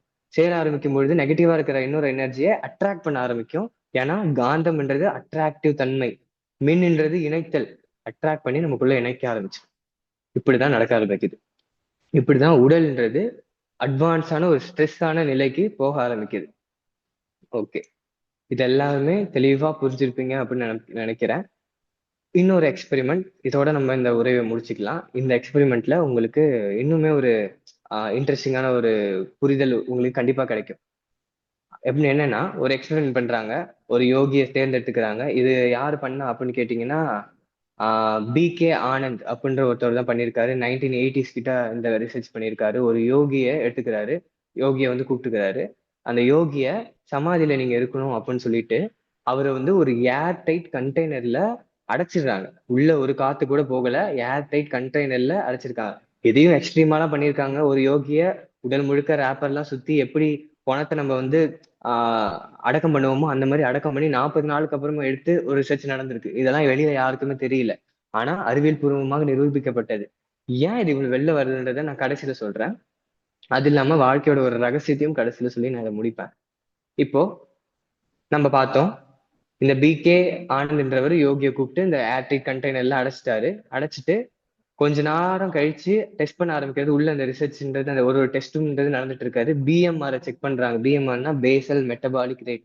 உடல் அமைதியான நிலையில உடல் எப்படி இயங்கறதுக்கு தேவையான ஆற்றல் எடுத்துக்கிற அந்த ஆற்றல் தான் பிஎம்ஆர் அப்படின்னு சொல்லுவாங்க. இந்த பிஎம்ஆர் அவருக்கு எப்படி வந்து உடம்புல வேலை செய்யுது, எவ்வளவு நேரம் அவரால மூச்சே இல்லாம இருக்க முடியுதுன்னு பார்த்தா சக்சஸ்ஃபுல்லா அந்த ரிசர்ச் ரொம்ப பயங்கரமா இருந்துச்சு. அவரோட ஆக்சிஜன் கன்சப்ஷன்ன்றது ரொம்ப ரொம்ப கம்மியாச்சு. அதாவது இப்போ ஒரு ஏர்டைட் கண்டெய்னருக்குள்ள ஆக்சிஜனே இருக்காதுன்னு வச்சுக்கோங்களேன். ரொம்ப கம்மியான அளவு தான் ஆக்சிஜன் இருக்கு. 95% அவரோட ஆக்சிஜன் டியூரபிலிட்டி கம்மியாயிடுச்சு. அதாவது ஆக்சிஜன் எடுத்துக்கிற அந்த இது கம்மியாக ஆரம்பிச்சிருச்சு. இப்போ பிராணாயாமம் செஞ்சா ஆக்சிஜன் உடம்புல அதிகமாகுமா கம்மியாகுமா? யாராவது ஒருத்தவங்க சொல்ல முடியுமா? பிராணாயாமம் நம்ம செய்யும் பொழுது உடல்ல ஆக்சிஜன் அதிகமாகணுமா கம்மியாகணும்? அதிகமாகும். யாராவது ஒருத்தவங்க. அதிகமாகணும். இதுதான் நம்மளுக்கு இது வரைக்கும் தெரிஞ்சது அதிகமாகிறது தான். நம்மளும் பண்ணும்பொழுது ஆரம்பத்துல நம்மளுக்கு அதிகமாகிறது தான் நம்மளுக்கு ஃபீல் ஆகும். ஆக்சுவலா உண்மையா பிராணாயாமம்ன்றது ஆக்சிஜன் உடம்புல அதிகமாகாது. இது உயர்ந்த நிலையில பிராணாயாமம் நீங்க பண்ணும்பொழுது உடல்ல ஆக்சிஜன் லெவல் கம்மியாக ஆரம்பிக்கும், கார்பன் டை ஆக்சைடோட லெவல் அதிகமாக ஆரம்பிக்கும். ஏன் அப்படின்னு கேட்டீங்கன்னா, யோக சூத்திரத்துல பதஞ்சலி அழகா சொல்லியிருப்பாரு. யோ தஸ்மின் சதீஸ்வாச பிரசவாச யோக் கதி விச்சியதே பிராணாயாமா. பிராணாயாமம்னா என்ன அப்படின்னு கேட்டா, உள் சுவாசமும் வெளி சுவாசமும் முற்றிலுமாக நிற்கும் இடம் பிராணாயாமம் அப்படின்னு சொல்லியிருப்பாரு. அழகா சொல்லியிருப்பாரு. ஏன் நிக்குது அப்படின்னு கேட்டீங்கன்னா, முற்றிலும் அந்த சுவாசம் வெளியில நின்று உள் சுவாசமாக மாறுது. இந்த மாதிரி மாறும்பொழுது ஆக்சிஜனே நம்ம மூச்சு வழியா எடுக்காத பொழுது நம்ம உடல்ல ஆக்சிஜன் கன்சப்ஷன் கம்மியாக ஆரம்பிக்கும், உடல்ல கார்பன் டை ஆக்சைடு அதிகமாக ஆரம்பிக்கும். இப்ப நார்மலா ஒரு மெடிக்கல் ரீதியா நம்ம பார்ப்போம். உடம்புல கார்பன் டை ஆக்சைடு அதிகமாச்சு அப்படின்னா ஹைபாக்சியா அப்படின்ற ஒரு கண்டிஷன் வராது. ஹைபாக்சியான ஹைப்போனா கம்மி, ஆக்சியான ஆக்சிஜன், உடல்ல ஆக்சிஜன் கம்மியா இருக்குன்னு அர்த்தம். ஹைபாக்சி ஆக ஆரம்பிச்சுன்னா ஒவ்வொரு உறுப்புகளுக்கும் போற ஆக்சிஜன் லெவல் கம்மியாக ஆரம்பிக்கும், அதோட செயல்பாடு கம்மியாக ஆரம்பிக்கும், கடைசியில அது கோமான்ற ஸ்டேஜுக்கு போக ஆரம்பிக்கும். இதுதான் ஹைபாக்சியால நடக்கிறது. இதேதான் யோகிகள் பண்றாங்க. ஆனா யோகிகளால பல மடங்கு எஃபிஷியன்ட்டா வேலை செய்ய முடியுது. எப்படின்னு கேட்டீங்கன்னா, ட்ரெயின் பண்ற விதம்ல தான் இருக்குது. ஒரு செல்ல நம்ம ஸ்ட்ரெஸ் வச்சு ஹைபாக்சியாவில் ட்ரெயின் பண்ணோம் அப்படின்னா அது இந்த மாதிரி நோயா தான் நம்மளுக்கு வெளிப்படும். மெதுவாக ஆரம்ப நிலையில இருந்து ஆக்சிஜன் கன்சப்ஷன் அதிகமாகி பிராணாயாமம் பண்ண பண்ண பண்ண பண்ண பண்ண பண்ண கொஞ்சம் கொஞ்சமா உடல்ல ஆக்சிஜன் லெவல் கம்மியாகி கார்பன் டை ஆக்சைடு அதிகமாக ஆரம்பிக்கும். இந்த மாதிரி அதிகமாக ஆரம்பிக்கிறப்போ உடல் ஹீலிங் என்ற நிலைக்கு போக ஆரம்பிக்கும் கொஞ்சம் கொஞ்சமா. எந்த அளவுக்கு பிரெத்திங் நீங்க நல்லா கவனிங்க. நல்லா உட்காந்து 1 மணி நேரம் உங்க மூச்சை மட்டும் கவனிங்க. மூச்சு கம்மியாகும், கண்டிப்பாக கம்மியாகும். மூச்சோட உள் சுவாசம் வெளி சுவாசம் கொஞ்ச நேரத்துல மூச்சு திணற ஆரம்பிச்சிடும் உங்களுக்கு. உள்ள போதா வெளியே திடீர்னு என்ன பண்ண நினைப்பீங்க, என்னடா மூச்சு இல்லை அப்படின்னு நினைக்கிறப்ப திரும்பி மூச்சு வர ஆரம்பிச்சிடும். ஏன்னா அதான் மனதோடைய விளையாட்டு. மனதை அவ்வளவுதான் நம்ம ட்ரெயின் பண்ணி வச்சிருக்கோம். இந்த மாதிரி நடக்க நடக்க நடக்க உடல்ல இருக்கிற ஒவ்வொரு செல்லும் எஃபிஷியண்டா வேலை செய்ய ஆரம்பிக்குது. அதாவது இப்போ ஒரு வண்டி இருக்கு, இந்த வண்டி 1 கிலோமீட்டருக்கு 1 லிட்டர் பெட்ரோலுக்கு 15 to 20 கிலோமீட்டர் ஓடுன்னு வச்சுக்கோங்க. இது ஒரு வண்டி. இன்னொரு வண்டி 1 லிட்டர் பெட்ரோலுக்கு 100 ல இருந்து 60 கிலோமீட்டர் வரைக்கும் ஓட முடியும்னு கேட்டீங்கன்னா அதுதான் அதோட எஃபிஷியன்சி. அப்போ பிராணாயாமம் பண்ணும் பொழுது நம்மளுடைய உடலோட எஃபிஷியன்சி அதிகமாகுது. இதை வேற யாரும் சொல்ல, யோகாவிலேயே அதிகமா ரிசர்ச் பண்ணிட்டு இருக்கிற HR நாகேந்திரா SBSாவில் இருக்கிற அவரோட ரிசர்ச்ல இது ப்ரூவ் ஆயிருக்கு. இது ஓகே. அடுத்து நான் என்ன சொல்லியிருந்தேன்னா, வாழ்க்கையில ஒரு தத்துவத்தை நான் சொல்றேன் அப்படின்னு சொல்லியிருந்தேன். ஒரு நம்ம பார்க்கப்படும் எல்லா பொருட்களுமே ஒரு ஆற்றல் தான் அப்படின்றது நம்ம புரிஞ்சுக்கணும். இத ஐன்ஸ்டீனும் அழகா சொல்லியிருப்பாரு. E=mc². E அப்படின்னா எனர்ஜி, C=m அப்படின்னா மாஸ், நிறை. நம்ம பார்க்கும் எல்லாமே நிறைதான். நானும் ஒரு நிறை, நீங்களும் ஒரு நிறை, இந்த கேமராலேருந்து சரி, இந்த வீடு எல்லாமே ஒரு நிறை, ஒரு திட பொருள், திடத்துல இருக்கிற பொருள். C² அப்படின்னா, சி அப்படின்னா லைட்டோட ஸ்பீடு, ஒரு லைட்டோட வேகம், அதுதான் C². இப்போ energy is equal to mass, அதாவது எனர்ஜியும் நிறையும் ஒன்றுதான் அப்படின்றது புரிஞ்சிருச்சு. ஏன் இப்படி நிறை பொருள்ல இருக்குது எனர்ஜி அப்படின்னு கேட்டீங்கன்னா, எனர்ஜி அதிகமாக அதிகமாக டென்ஸ் ஆக அது ஒரு நிறையா மாறி இருக்கு. இத மேட்ரிக்ஸ் அப்படின்ற ஒரு படம் இருக்கு. அந்த படம் அருமையான படம். வாய்ப்பு கிடைச்சவங்க ஒரு தடி பாத்துருங்க. இதுல அறிவியல, ஆன்மீகத்தை அறிவியல் பூர்வமாக அழகா சொல்லியிருப்பாங்க அதுல. ஆனா அதுல அறிவியல்னே தெரியாது யாருக்குமே, பல பேருக்கு. அதுல ஒரு புத்த துறவி, ஒரு சிறுவன் நம்மளோட கதாநாயகன் கிட்ட கதாநாயகன் வரா. அந்த புத்த துறவி என்ன பண்றான்னா, ஸ்பூன் இப்படி கண்ணுக்கு முன்னாடி வச்சு பார்த்து கண்ணாலேயே அந்த ஸ்பூனை வளைக்க ஆரம்பிச்சுட்டு இருக்கான். இந்த நம்ம கதாநாயகன் கேட்கிறான், உன்னால எப்படி இதை பண்ண முடிஞ்சிச்சு, நானும் இதை பண்ணலாமா அப்படின்ற மாதிரி ஆர்வத்தோட அவன் கேட்கும் பொழுது இந்த புத்த துறவி சொல்றான், நீங்க இதை வளைக்கணும்னு நினைச்சீங்கன்னா உங்களால கண்டிப்பா வளைக்கவே முடியாது. ஆனா அதுக்கு பதில் நீங்க இந்த ஸ்பூனே இல்ல, அந்த ஸ்பூனே நீங்க தான். அதாவது எல்லாமே நீங்க தான், அந்த ஸ்பூன் அங்க இல்ல, அந்த எல்லாமே நீங்க தான்ற உணரும் பொழுது அந்த ஸ்பூன் வளையும் அப்படின்றத சொல்லியிருப்பாங்க. அழகா சொல்லியிருப்பாங்க. அதே மாதிரி அதே படத்துல இன்னொரு சீன் இருக்கு. அதே கதாநாயகன் இந்த மேட்ரிக்ஸ்ன்ற இந்த குரூப்குள்ள போறப்போ ஒரு மிட் ஏஜ்டு ஒரு லேடி வராங்க. அந்த லேடி கதாநாயகன்ட்ட ஒரு கேண்டி கொடுக்குறாங்க, அதாவது சாக்லேட் கொடுத்துட்டு சாக்லேட் எடுத்துக்கோப்பா அப்படின்னு சொல்லி கேட்குறாங்க. இவன் கன்ஃபியூஸ்ல இருக்கான், என்னதான் நடக்குது அப்படின்ட்டு கன்ஃபியூஷன்ல இருக்கான். அந்த கதாநாயகன் கேட்குறான், நான் என்ன டெசிஷன் எடுக்க போறேன்றது உங்களுக்கு தெரியும், அதாவது நான் இதை எடுக்க போறேன்றது உங்களுக்கு தெரியும், ஆனா எதுக்கு என்கிட்ட கேட்குறீங்க அப்படின்ற மாதிரி கேட்குறான். அதுக்கு அவங்க கொடுத்த பதில் தான் ஞானம்.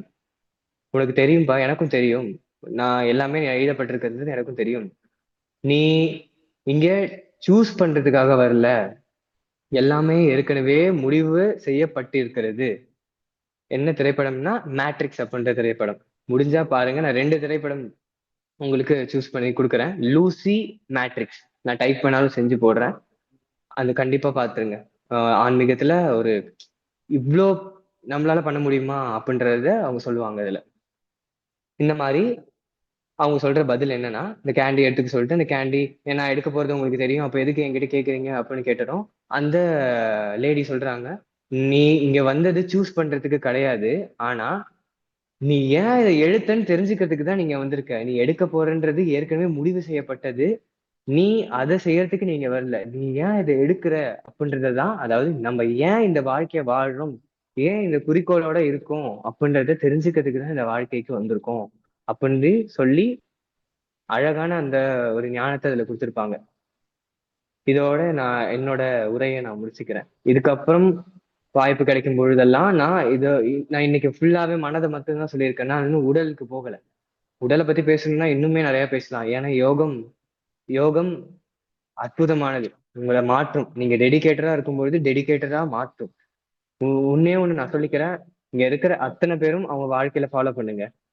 என்ன ஆனாலும் சரி, தவங்களை டெய்லி பண்ணுங்க, வைராகியத்தோட பண்ணுங்க. எந்த ஒரு நிலையும் விட்டே கொடுக்காதீங்க. ஒவ்வொரு நாளும் இந்த தவம்ன்றது, சாப்பாடு எந்த அளவுக்கு எனக்கு முக்கியமோ அந்த அளவுக்கு தவம் முக்கியம் அப்படின்னு சொல்லி நான் என்னோட உரையை முடிக்கிறேன். வாழ்க வையகம், வாழ்க வளமுடன். அனைவருக்கும் ரொம்ப நன்றி.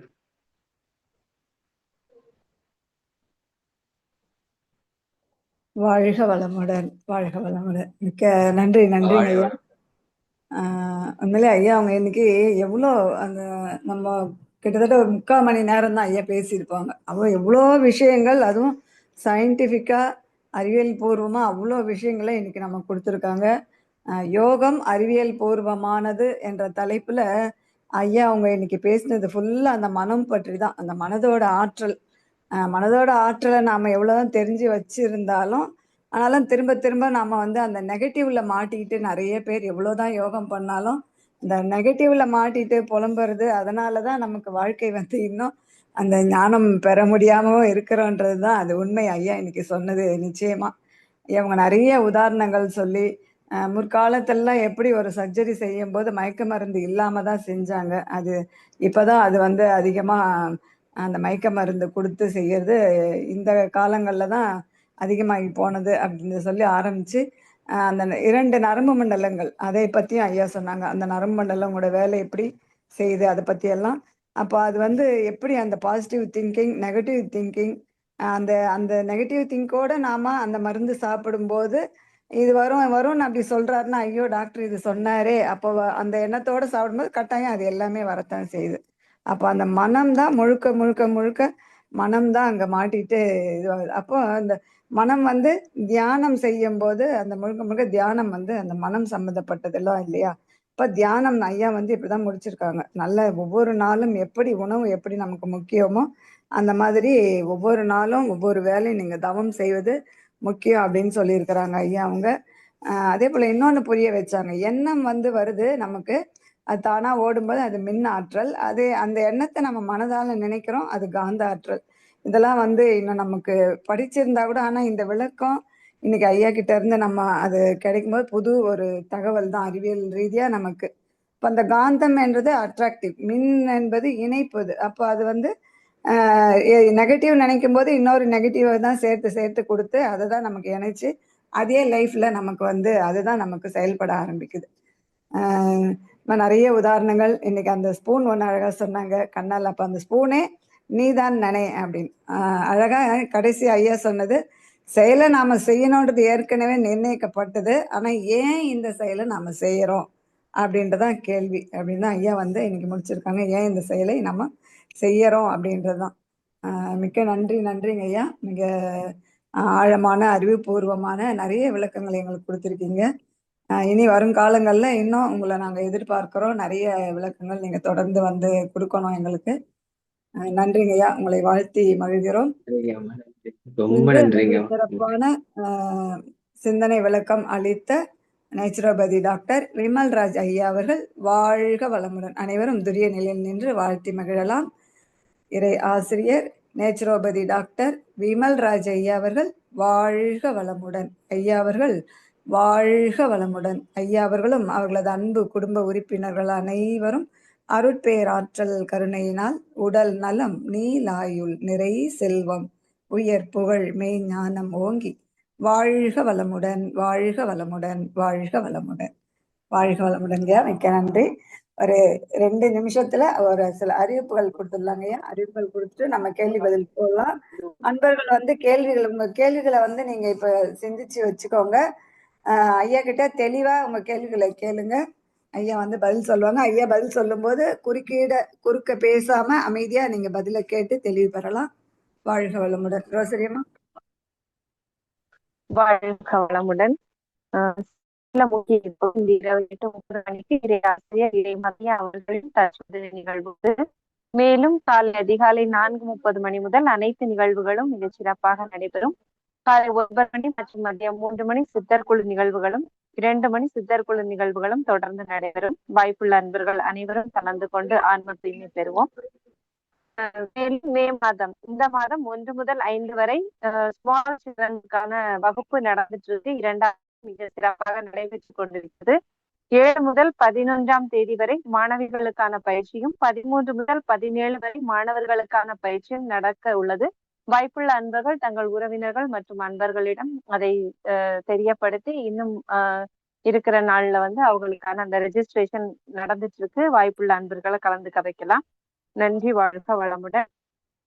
நாளை ஞாயிற்றுக்கிழமை ஒவ்வொரு ஞாயிற்றுக்கிழமையும் காலை மாணவர்களுக்கான பயிற்சிகள் சிறப்பாக நடந்து கொண்டிருக்கிறது. காலை 9 முதல் 10 மணி வரை 5 முதல் 12 வயதுள்ள பயிற்சிகள் 10 13 20 இந்த வயதுக்கான மாணவர்களுக்கான பயிற்சி ரோசரியம்மா அனைத்து மாணவர்கள் கலந்து கொண்டு சிறப்பிப்போம். வாழ்க வளமுடன் அம்மா. ஆமா, கொஞ்சம் வாய்ஸ் பிரேக் ஆகுது உங்களுக்கு. வாழ்க வளமுடன். கேக்குதுங்களாம்மா? இப்ப கிளியரா இருக்கா? கேக்குதுமா கேக்குதுமா. மாணவர் சரி பயிற்சி ஒவ்வொரு ஞாயிற்றுக்கிழமையும் காலை 9 மணியிலிருந்து 10 மணி வரை 5 முதல் 12 வயதிற்கான குழந்தைகளுக்காகவும், 10:30 11:30 வயது 11:30 மணி வரை 13 25 வயது வரை உள்ள மாணவர்களுக்காகவும் பயிற்சி நடத்தி கலந்து கொண்டு சிறப்பிப்போம். வாழ்க வளமுடன். கேள்வி கேட்ட பண்ணலாம்மா. வாழ்க வளமுடன். சாம்சங் SM வாழ்க வளமுடன் அம்மா. உங்க பேர்ல வரேன்னா எங்களுக்கு அழைக்கிறதுக்கும் ஈஸியா இருக்கும். அன்மியூட் கொடுத்துருக்கேன்.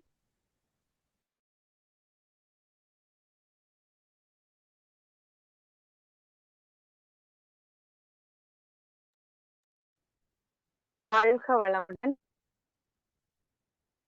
அம்மா. வாழ்க வளமுடன்மா.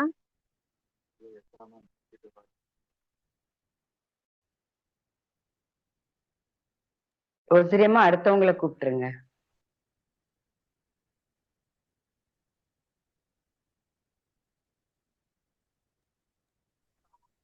ரோசரியம்மா கேளுங்கம்மா. வாழ்க வளமுடன் அம்மா. ஐயா ரொம்ப அருமை அருமை ஐயா. இந்த நன்றிங்கம்மா, ரொம்ப நன்றி ஐயா, உங்க வயசுக்கு நீங்க எங்களுக்கெல்லாம் ஒரு பெரிய பாடம் எடுத்த மாதிரி இருந்தது. நாங்க தியானத்துல எடுத்தாலும் நீங்க கொடுத்தது அருமை தங்கம், அருமை. இங்க இன்னும் நிறைய அருள் பேராற்றல் கருணையினால் நிறைய படிச்சு நிறைய மக்களுக்கு புரிய வைக்க இறையறலும் குருவரலும் துணை செய்யட்டும். ஐயாவோட நம்பர் கொடுத்தீங்கன்னா ஒரு சந்தேகத்தை கேட்கணும், தனிமையா தான் கேட்கணும். அது நாங்க ஏற்கனவே தியானம் எடுத்ததுனால அதை நீங்க கண்டிப்பா நம்பர் கொடுக்கணும். நன்றிங்க ஐயா. வாழ்க வளம். ரொம்ப அருமை. நான் மெசேஜ்ல போட்டுற மாதிரி. நன்றிங்க ஐயா. நன்றி நன்றி. வாழ்க வளம். நன்றி அம்மா. வாழ்க வளமுடன். முத்துலட்சுமி நடராஜன் அம்மா. வாழ்க வளமுடன்மா. வாழ்க வளமுடன். வாழ்க வளமுடன். வாழ்க வளமுடன் ஐயா. வாழ்க வளமுடன்மா. வாழ்க வளமுடன். சிவஸ்ரீயம்மா நீங்க கேட்டது. சிவஸ்ரீயம்மா. சிவஸ்ரீ அம்மா. வாழ்க வளமுடன். வளமுடன்மா. வாழ்க வளமுடன். வாழ்க வளமுடன். ஹலோ ஹலோ கேக்கலீங்களா? நீங்க இந்த அட்டானமஸ் நர்வஸ் சிஸ்டம் சொன்னீங்கல்ல. வாழ்க வளமுடன். கேக்குதா? சொல்லுங்கம்மா. Autonomic nervous system. சொல்லுங்கம்மா. இப்போ நம்ம ஒரு அடிப்படுது எதுன்னா வாழ்க வளமுடன். எக்கோ அடிக்குது. வேற யாரும் அன்மியூட்ல இருக்கா? ஆமா, எக்கோ அடிக்குது. கேளுங்க, நீங்க கேளுங்க.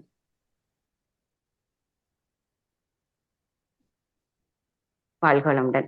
இப்போ நம்ம நீங்க சொன்னீங்கல்ல, இப்போ ஜீரணம் நடக்காது. இப்ப நம்மளுக்கு ஏதோ ஒரு அடிபட்டுருக்குன்னா நம்ம சக்தி பூரா அந்த இடத்துல போய் தான் அதை சரி பண்றதுக்கான முக்கியமான வேலையை செய்யும். அப்படிதானே அர்த்தம்? அதுல வரும் நம்மளுக்கு எது எமர்ஜென்சியோ அதை செய்யுது அப்படிங்கிற மாதிரி தானே அர்த்தம்?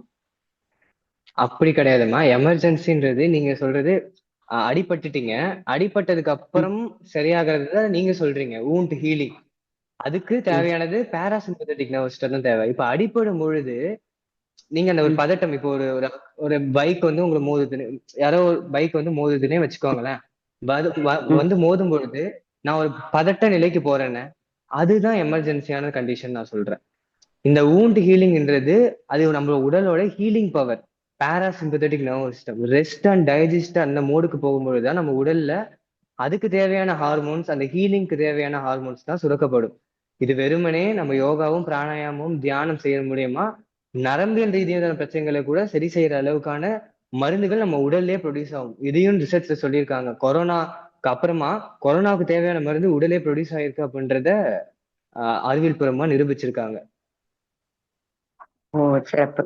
இப்ப நம்ம மெடிடேஷன் பண்ணும்போது நம்மளுக்கு ஜீன்லயே இப்போ ஒரு நோய் இருக்குது, நம்மளுக்கு ஜீன்ல வந்திருக்குது. அதுக்கு அத நம்ம ஆள் மனதுல அத ஸ்ட்ராங்கா எண்ணம் போடும்போது நான் இதுல இருந்து முழுமையா வந்துருவேன், இது எனக்கு ஒரு பிரச்சனையே கிடையாது அப்படிங்கும்போது அந்த அறிவும் நம்ம அதற்கான உணவை சாப்பிடுறதோ அதற்கான செயலை செய்யறதோ நம்மளுக்கு இப்போ தேவையில்லாத சாப்பிட்டிருப்போம், தேவையில்லாத வந்திருக்கும். அப்ப நம்ம ஆழ் மனதுல நம்ம அது ஒரு பாசிட்டிவா என்னால முடியும் அப்படின்னு நம்ம பண்ணும்போது நிச்சயமா அதுக்கு மாற்றம் நடக்கும். அப்படிதானே நீங்க சொல்றீங்க? இப்ப இந்த ஒரு அம்மாவோட கதை நான் சொன்னீங்க. வந்து அவங்க வீட்டுக்காரரோட ஆமா ஹெட் ஆமா ஒர்க்குக்கு அவங்க இருந்தாங்க. அப்புறம் அவங்க மெடிடேஷன் பண்ணும்போது அவங்களுக்குள்ள அந்த நோயே மாறிடுச்சு அப்படிங்கும்போது, கேன்சரே மாறும்போது நம்மளுக்கு வேற முட்டு வலியோ, ஒரு ஹார்ட், ஒரு ஆமா சுகரோ எதுவுமே நிச்சயமா மாறும்ல. அதாவதுமா நான் இது சொல்லணும்னு நினைச்சிருந்தேன், நான் அதை சொல்லவே மறந்துட்டேன். எபிஜெனட்டிக்ஸ் அப்படின்னு சொல்லுவாங்க. அதாவது உங்களோட ஜீன், நம்மளுக்கு தெரிஞ்சது என்ன, நம்மளோட ஜீனை நம்மளால கண்ட்ரோல் பண்ண முடியாது, நம்மளால மாத்த முடியாது. எனக்கு இதான் பிறந்தப்ப இப்படிதான் இருக்கேன்னா நான் இப்படிதான் இருக்கணும் கடைசி வரைக்கும் அப்படின்றதுதான் இது வரைக்குமான அறிவியல் நம்பிட்டு இருந்துச்சு. ஆனா இப்போ வரக்கூடிய அறிவியல் எபிஜெனட்டிக்ஸ் அப்படின்ற புதுசா ஒரு டேர்மை கொண்டு வராங்க. நம்மளோட ஜீனை நம்ம மாத்த முடியும், வெறுமனே எண்ணங்களாலையும் மாத்த முடியும். ஏன்னா இப்போ அங்க அவங்களுக்கு கேன்சர் வந்திருக்குன்னு சொன்னேன். நம்ம எல்லாரோட உடம்புலயும் கேன்சருக்கான ஜீன் இருக்கு. படிக்கும் பொழுது நாங்க எங்களுக்கு சொல்லுவாங்க, இந்த மாதிரி எல்லாரோட உடம்புலயும் கேன்சருக்கான ஜீன் இருக்கு. எப்ப அது தூண்டப்படுதுன்னா அந்த கண்டிஷனை நம்ம கிரியேட் பண்றப்ப, அதாவது அந்த என்விரான்மெண்ட், அதாவது நம்மளோட லைஃப் ஸ்டைல் ரொம்ப மோசமா வரப்ப, நம்ம உணவு முறை சரியா இல்லாத பொழுது, நம்ம உணவு தூக்கம் சரியா இல்லாத, சரியான ரெஸ்ட் கொடுக்காத போது, இந்த சர்வைவல் மோட்லயே, அதாவது இந்த சிம்பதட்டிக் நர்வஸ் சிஸ்டத்திலேயே இருக்கும் பொழுது இருக்க இருக்க இந்த கெமிக்கல்ஸ் எல்லாம் என்ன பண்ணுதுன்னா அதுக்கப்புறம் ஒரு ப்ராசஸ், பெரிய ப்ராசஸ் நடக்குது. நம்ம ஜீனை போய் தூண்ட ஆரம்பிக்குது. ஜீனை தூண்டி ஜீன்ல இருக்கிற நோய்களை தூண்டக்கூடிய அந்த ஜீனை ஆக்டிவேட் பண்ணி விடுது. ஆக்டிவேட் பண்றது மூலியமா அந்த நோய் நம்மளுக்கு வருது. இப்படிதான் நோய் வந்து செல்கள் மூலியமாக வெளிப்படுது. டயபெட்டிஸ்ல இருந்து எல்லாமே இப்படியும் நிகழ ஆரம்பிக்குது. நம்மளோட இம்யூன் சிஸ்டமே நம்மளை தாக்க ஆரம்பிக்குது. இப்போ வெறுமனே நம்மளோட எண்ணத்து மூலியமா, அதாவது 1 மணி நேரம் தான் ப்ராக்டிஸ் பண்ணிட்டு இருக்காங்க மெடிடேஷன். அதுக்கப்புறம் ரிசர்ச் பண்ணியிருக்காங்க. கிட்டத்தட்ட டிஎன்ஏவோட ரிப்பயரும் டிஎன்ஏவோட டிரான்ஸ்கிரிப்ஷனும் பயங்கரமா இருக்கு. டிஎன்ஏவோட அந்த சேஞ்ச், அதாவது அந்த ஜீனோட அந்த எக்ஸ்பிரஷன்றது கம்மியாக ஆரம்பிச்சிருக்கு. அது நோய் உண்டு பண்ற அந்த ஜீன்லாம் ரொம்ப கம்மியாக ஆரம்பிச்சிருக்கு அப்படின்றத அறிவியல் பூர்வமா நிரூபிச்சிருக்காங்க. அதுக்கான அறிவியல் ஆதாரம் எல்லாமே இருக்கு. நான் உங்களுக்கு பிபிடி போட்டு எடுத்துட்டு வரணும்னு நினைச்சேன், என்னால டைம் இல்லாதனால என்னால போட்டு எடுத்துட்டு வர முடியல. இதுதான் எபிஜெனெட்டிக்ஸ் நீங்க நிச்சயமா சொன்னது. நீங்க நம்மளால நிச்சயமா நீங்க வந்து மாதம் எங்களுக்கு இந்த உரை கொடுங்க. அதாவது வயசு உங்களுக்கு ரொம்ப சின்ன வயசா தான் இருக்குது, எங்களுக்கு பார்க்கவே ஆசையா இருக்கு. எங்களோட பேரன் பேத்திகள்லாம், ஏன்னா நேச்சுரோபதியோட நீங்க அந்த யோகாவோட நீங்க இது செய்யும் போதுதான் அது உங்களுக்கு இன்னும் வேல்யூபிள் ஆகுது. அதனால நிச்சயமா மாதம் கொடுங்க. எங்களுக்கு நிறைய, நாங்களும் யோகால இருக்கிறோம், சின்ன சின்ன ப்ராப்ளம்ஸ் இருக்குது. அதையும் முழுமையா மாத்தினா தானே யோகா பண்றாங்க இவங்களுக்கே இந்த கண்டிப்பா பிரச்சனையான்னு சொல்லிட கூடாது. அதுக்கு உங்களோட அந்த சயின்டிபிக்கான சப்போர்ட் வந்து எங்களுக்கு ரொம்ப வேல்யூபிளா இருக்கு. கண்டிப்பா நம்மளோட நேச்சுரோபதிங்கிறதால இன்னும் நீங்க டயட்டையும் நீங்க கொஞ்சம் எங்களுக்கு அதுக்காக கொஞ்சம் இது பண்ணுங்க. கண்டிப்பாமா, கண்டிப்பா கண்டிப்பா நான் சொல்லி தரேன். மாதம் நிச்சயமா வாங்க. ரொம்ப ரொம்ப நன்றி. அம்மா சொன்ன மாதிரி ரொம்ப நாங்க நன்றி. மனதார வாழ்த்துறோம். ஏன்னா சின்ன வயது இளைஞர்கள் தான் இப்ப தேவை இப்போ உள்ள சமுதாயத்துக்கு. உங்களுக்கு ஏஜ் என்ன இருக்குன்னு தெரிஞ்சுக்க ஆசைப்படுறோம். வாழ்க வளமுடன். நன்றி. 20ங்கம்மா என்னோட வயது. 20. சிறப்பு. வாழ்க வளமுடன். வாழ்க வளமுடன். நன்றி நன்றி நன்றி. நன்றி. வாழ்க வளமுடன். நன்றி அம்மா, வாழ்க வளமுடன். முத்துலட்சுமி நடராஜன் அம்மா, வாழ்க வளமுடன்மா. ஐயா வாழ்க வளமுடன். வாழ்க வளமுடன். சொல்லுங்க அம்மா, எனக்கு வந்து இந்த கிட்னி வந்து சுருங்கிருச்சு. அதனால டயாலிசிஸ்ல இருக்கிறேன். நான் வாரத்துக்கு 3 நாள் போறேன். இந்த இது யோகா மூலியமா எனக்கு நான் வந்து யூரின் அவுட்புட் கிடையாது. அது இதெல்லாம் பண்றதுனால எனக்கு யூரின் அவுட்புட் வந்து எனக்கு டயாலிசிஸ்ல இருந்து நான் விடுபட முடியுங்களா? கண்டிப்பாக முடியும். கேன்சரே சரியா, ஆனா என் கையில எதுவும் கிடையாதுமா. நீங்க நம்பணும். எப்படி நம்பணும்னா, இது ஒரு ஒரு சின்ன ப்ரொசீஜர் மட்டும் சொல்றேன். நீங்க தவம் முடிஞ்சதுக்கு அப்புறம் இந்த சங்கல்பம் வைப்பீங்களா, அப்ப வேணா இதை நீங்க ட்ரை பண்ணி பாருங்க. நீங்க ஃபர்ஸ்ட் சங்கல்பம் வைக்கிறதுக்கு முன்னாடி உடல்ல இருக்கிற அந்த எமோஷன்ஸ் எல்லாம் ஃபர்ஸ்ட் மாத்த ஆரம்பிங்க.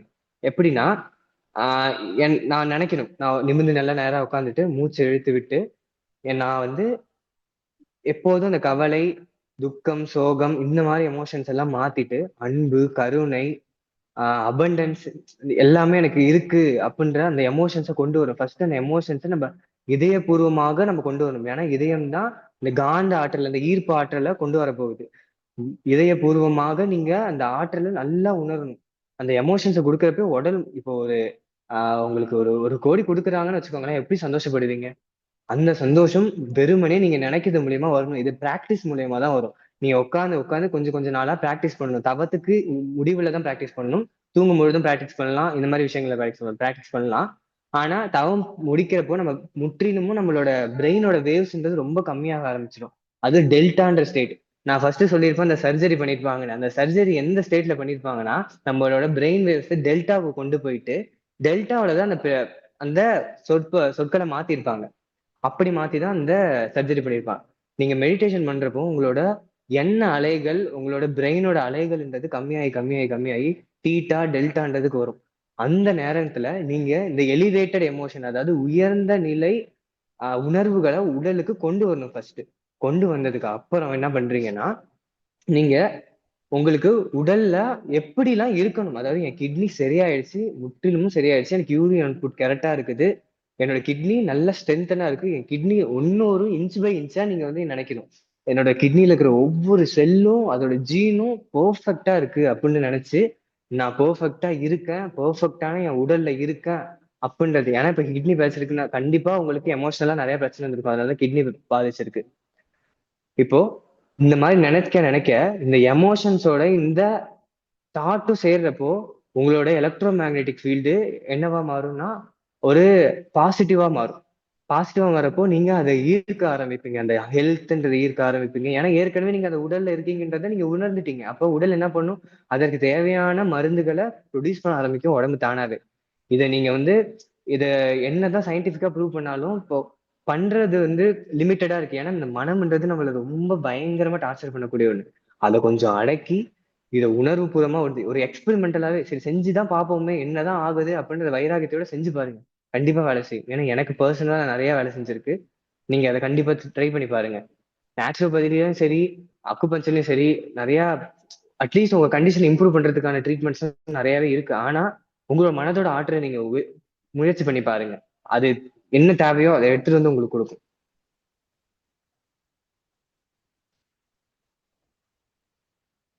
வேற எங்கம்மா ஏதாவது சொல்லணும்னா நீங்க சொல்லலாமா?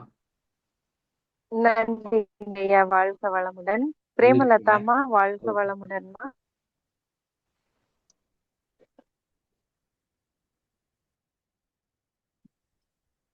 தம்பி வாழ்க வளமுடன். வாழ்க வளமுடன்மா. வாழ்க ஆசையா இருக்கு. 20 வயசுல இவ்வளவு பெரிய ஞானம், இவ்வளவு இந்த மாதிரி இளைஞர்கள் வந்தா இந்தியா ரொம்ப சீக்கிரம் முன்னேறிடும். ரொம்ப ஆசையா இருக்குப்பா நீ பேசுறது கேட்க கேட்க. ஏன்னா நானும் 40 வருஷம் நர்சிங் டிபார்ட்மெண்ட்ல கவர்மெண்ட்ல ஒர்க் பண்ணேன். இப்ப ரிட்டையர் ஆயிட்டு 6 வருஷம் ஆயிடுச்சு. இப்ப வந்து நாங்க இருக்கிற காலத்துல எல்லாம் பேஷண்ட்ஸுக்கு டேப்லெட், இன்ஜெக்ஷன்ஸ் அந்த மாதிரி மெத்தட் தான். யாரும் மைண்ட வச்சு எதுவுமே நாங்க சொல்லல. அப்போ சைக்காட்ரிக் டிபார்ட்மெண்ட் இருக்கும், ஆனா அது ரொம்ப ரேரு அது. ஆனா இப்ப பாத்தீங்கன்னா நான் ஒரு யோகா சென்டர்ல சர்வீஸ் பண்ணிட்டு இருக்கேன். வர அவ்வளோ பேரு பேஷண்ட், எல்லா டாக்டரும் நீங்க பக்கத்துல இருக்க யோகா சென்டர்ல போய் நீங்க கத்துக்குங்க அப்படின்னு சொல்லி பிரிஸ்கிரைப் பண்ணி அனுப்புறாங்க. இப்ப நான் நிறைய பாக்குறேன். இப்ப அப்ப எல்லாம் நீங்க சொல்ற மாதிரிதான் எல்லாருக்கும் மனப்பிரச்சனை. பிரேமலதாமா, சொல்லுங்கம்மா. கேள்வி கேட்கலாமா என்கிட்ட? சொல்றேம்மா கேள்வி கேக்குறேங்கம்மா.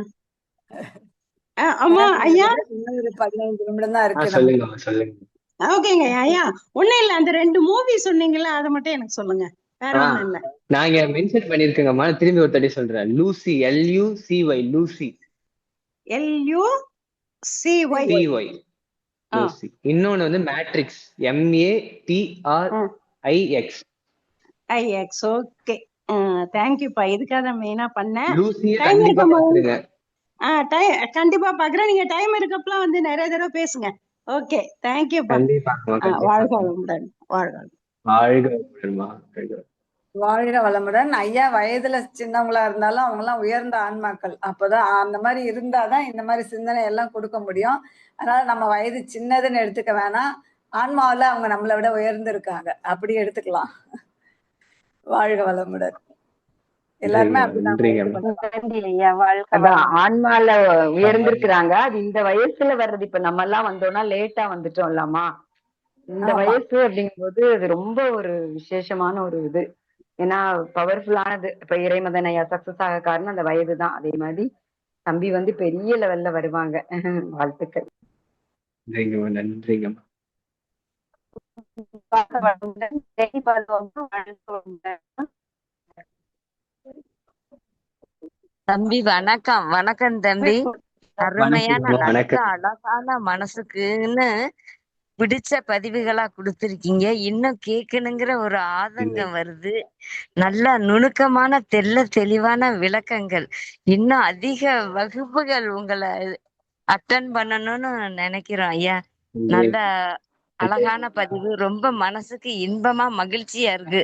இன்னும் நிறைய தேடல் எங்களுக்கு நிறைய கொடுங்க ஐயா. ரொம்ப மனசே கண்டிப்பாங்க, கண்டிப்பா. வித்தியாசமா இருக்கு உங்க ஸ்பீச் கேட்கவும். மனசு எனக்கு இன்னைக்கு சோர்வா இருந்தேன். பட் இத கேட்கவும் அப்படியே ஒரு எனர்ஜி ஃபுட்டு எடுத்தது மாதிரி இருக்கு. ரொம்ப அருமை அருமை அற்புதம் ஐயா. இந்த கொஞ்ச நன்றிங்க, வயசுல ரொம்ப நன்றி. இவ்வளவு ஞானம் இருக்குது. எங்களுக்கு நல்லா கொடுப்பீங்கன்னு ஒரு பெரிய நம்பிக்கை இருக்கு. ரொம்ப நன்றி. நீங்களும் அன்பு குடும்பமும் வாழ்க வளமுடன் தம்பி. நல்லா இருக்கணும். நன்றிங்கம்மா. நன்றி அம்மா, வாழ்க வளமுடன். ராதாகிருஷ்ணன் ஐயா, வாழ்க வளமுடன் ஐயா. டைரக்டா கேள்விக்கு வந்தீங்கன்னா அவங்க கொடுக்குற பதில் நமக்கு வேல்யூபிளா இருக்கும்.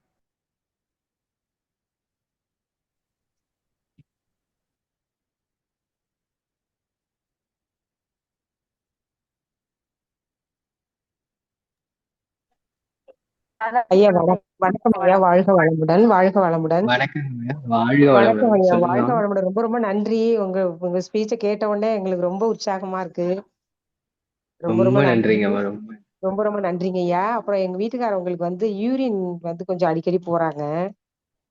ஓகேங்க, ஓகேங்க. ஆமாங்க ஐயா, உடம்பு இழைச்சிக்கிட்டு இருக்கு, இருமல் சளியாவும் இருக்கு. அதுக்கு வந்து என்ன பாயிண்ட் ஐயா? உங்களுக்கு உங்களுக்கு உங்களுக்கு ஏதாவது சுகர், பிபி அந்த மாதிரி இல்ல, ஏதாவது அதெல்லாம் இல்ல, இருக்குதாங்கம்மா? அதெல்லாம் இல்லைங்க தம்பி, அதெல்லாம் இல்ல. இது வரைக்கும் டெஸ்ட் எடுத்திருக்கீங்களா? எடுத்தாச்சு இல்ல. Okay, okay. ஓகேங்கம்மா, நீங்க எனக்கு பர்சனலா கான்டாக்ட் பண்ண முடியுமா? நான் உங்களுக்கு சொல்றேன். சரிங்க, பண்றேங்க ஐயா, பண்றேன். கண்டிப்பாங்கம்மா, நீங்க பர்சனலா கான்டாக்ட் பண்ணுங்கம்மா, நான் உங்களுக்கு கண்டிப்பா சொல்றேன். அம்மா நம்பர் வந்து சாட்ல போட்டிருக்காங்க, ஐயாவே போட்டிருக்காங்க. நீங்க சாட்ல நோட் இருக்குங்கம்மா. ஐயாவோட போன் நம்பர் நீங்க குறித்து வச்சுக்கோங்கம்மா. ஓகேங்க. அடுத்து கீதா குழந்தை வெள்ளம்மா.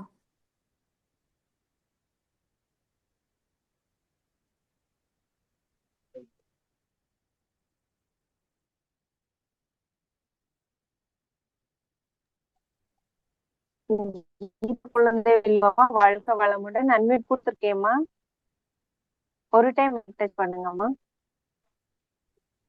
வாழ்க வளமுடன் ஐயா, வாழ்க வளமுடன். வாழ்க வளமுடன். சொல்லுங்க. நான் இப்பதாங்க ஐயா கிளாஸ் நான் வந்து அட்டன் பண்ணேன்.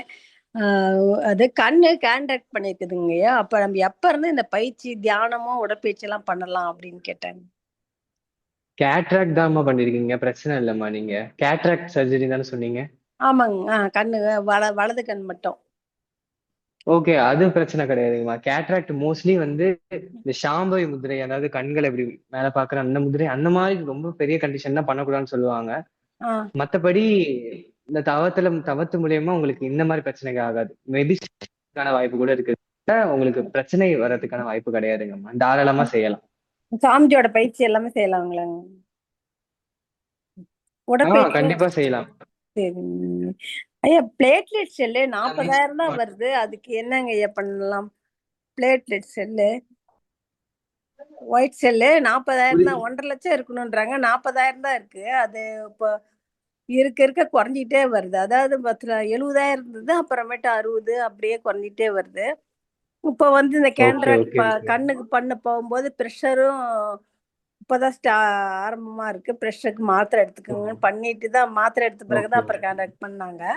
இந்த பிளேட்லெட் செல் கூடுறதுக்கு என்ன ஐயா பண்ணலாம்? பிளேட்லெட்ஸ் ஆக்சுவலா உங்களுக்கு ஏதாவது இந்த ரத்தம் கிழிச்சிட்டா உங்களுக்கு ரத்தம் நிக்காம வர்றது அந்த ப்ராப்ளம் இருக்குதாங்கம்மா? அதெல்லாம் இல்லைங்க, இல்லைங்க. இல்ல.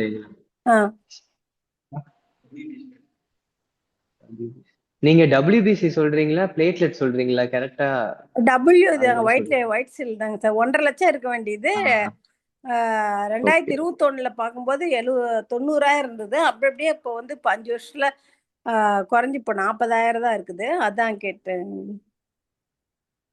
ஓகே ஓகே வயசும் 61 ஆயிடுச்சுங்க. ஓகேங்கம்மா. ஆனா நீங்க பிளேட்லெட்ஸ்ன்னு சொன்னதுனாலதான், ஏன்னா பிளேட்லெட்ஸ் இவ்வளவு கம்மியானா ரொம்ப காம்ப்ளிகேஷன் இருக்கு. ஏன்னா சின்ன கிழிச்சா கூட வந்துட்டே இருக்கும், அல்சர் இருந்தா கூட ப்ளீடிங் ஆயிட்டே இருக்கும், நிக்காம ஆயிட்டே இருக்கும், உடம்புல ரத்த சோகை வர ஆரம்பிச்சிடும். அதனாலதான் நான் கேட்டேன். WBCன்றப்போ உங்களோட உடல்ல இருக்கிற இம்யூன் சிஸ்டம் தான் அதிகமா பாதிச்சிருக்கு. நீங்க சின்னதா ஒரு கோல்டுக்கு எக்ஸ்போஸ் ஆனாலும் சரி, சின்ன டஸ்ட்டுக்கு எக்ஸ்போஸ் ஆனாலும் சரி, உங்களுக்கு சளி பிடிக்கிறதா இருக்கட்டும், ஜுரம் வரதா ரிப்பீட்டடா இருக்குதாங்கம்மா அது உங்களுக்கு? அது எது இல்லைங்க சார். இல்லைங்கம்மா. ஓகே. உங்களுக்கு இம்யூன் பிரச்சனை தான் இருக்குதுங்க. இதுல WBC கம்மியா இருக்குதுன்னு சொல்றீங்க. நீங்க இந்த தவத்து மூலியமாவே பண்ணலாம். நீங்க பண்ணுங்க. உங்களுக்கு ஃபர்தரா நான் வந்து ஏதாவது பர்டிகுலரா சொல்லணும், WBC அதிகமாக்கணும், கவுண்ட் அதிகமாக்கணும்னா எனக்கு பர்சனலா நீங்க நம்பர் இருக்குங்கம்மா, அதுல மெசேஜ் பண்ணுங்க. நான் உங்களுக்கு தேவையானதை நான் சொல்றேன். சரி, நன்றிங்க ஐயா. வாழ்க வளமுடன். கேள்வி கேட்டிருக்கீங்க, கேட்ராக்ட் சர்ஜரி பண்ணாம குணப்படுத்த முடியும்னா என்னை பொறுத்த வரைக்கும் பண்ணலாம். அட்வான்ஸ் ஸ்டேஜ்ல தான் உங்களை சர்ஜரி கண்டிப்பா தேவை, கண்டிப்பா பண்ணியே ஆகணும் அப்படின்றதுல தேவை. மற்றபடி கேட்ராக்டை நம்மளால கம்மி பண்ண முடியுங்கம்மா. கேட்டிருக்கீங்க, மெசேஜ்ல யாரோ கேட்டிருக்கீங்க, sir can cataract be treated without சர்ஜரினா முடியும். கேட்ராக்ட் பண்ணி 23 நாள் ஆயிடுச்சுங்க ஒரு கண். உங்களுக்கு பிரச்சனை இல்லைங்கம்மா, நீங்க செய்யலாம், பிரச்சனை இல்லை. இங்க கேட்டிருக்காங்க, இங்க மெசேஜ்ல கேட்டிருக்காங்க கேட்ராக்ட் சர்ஜரி பண்ணாம கியூர் பண்ண முடியுமான்ட்டு. நன்றிங்க நன்றிங்க. வாழ்க வளமுடன். முடியுங்கம்மா, கியூர் பண்ண முடியும்.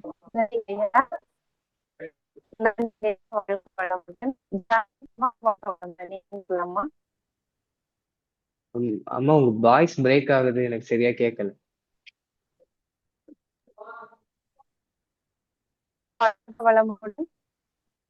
வாழ்க வளமுடன்மா.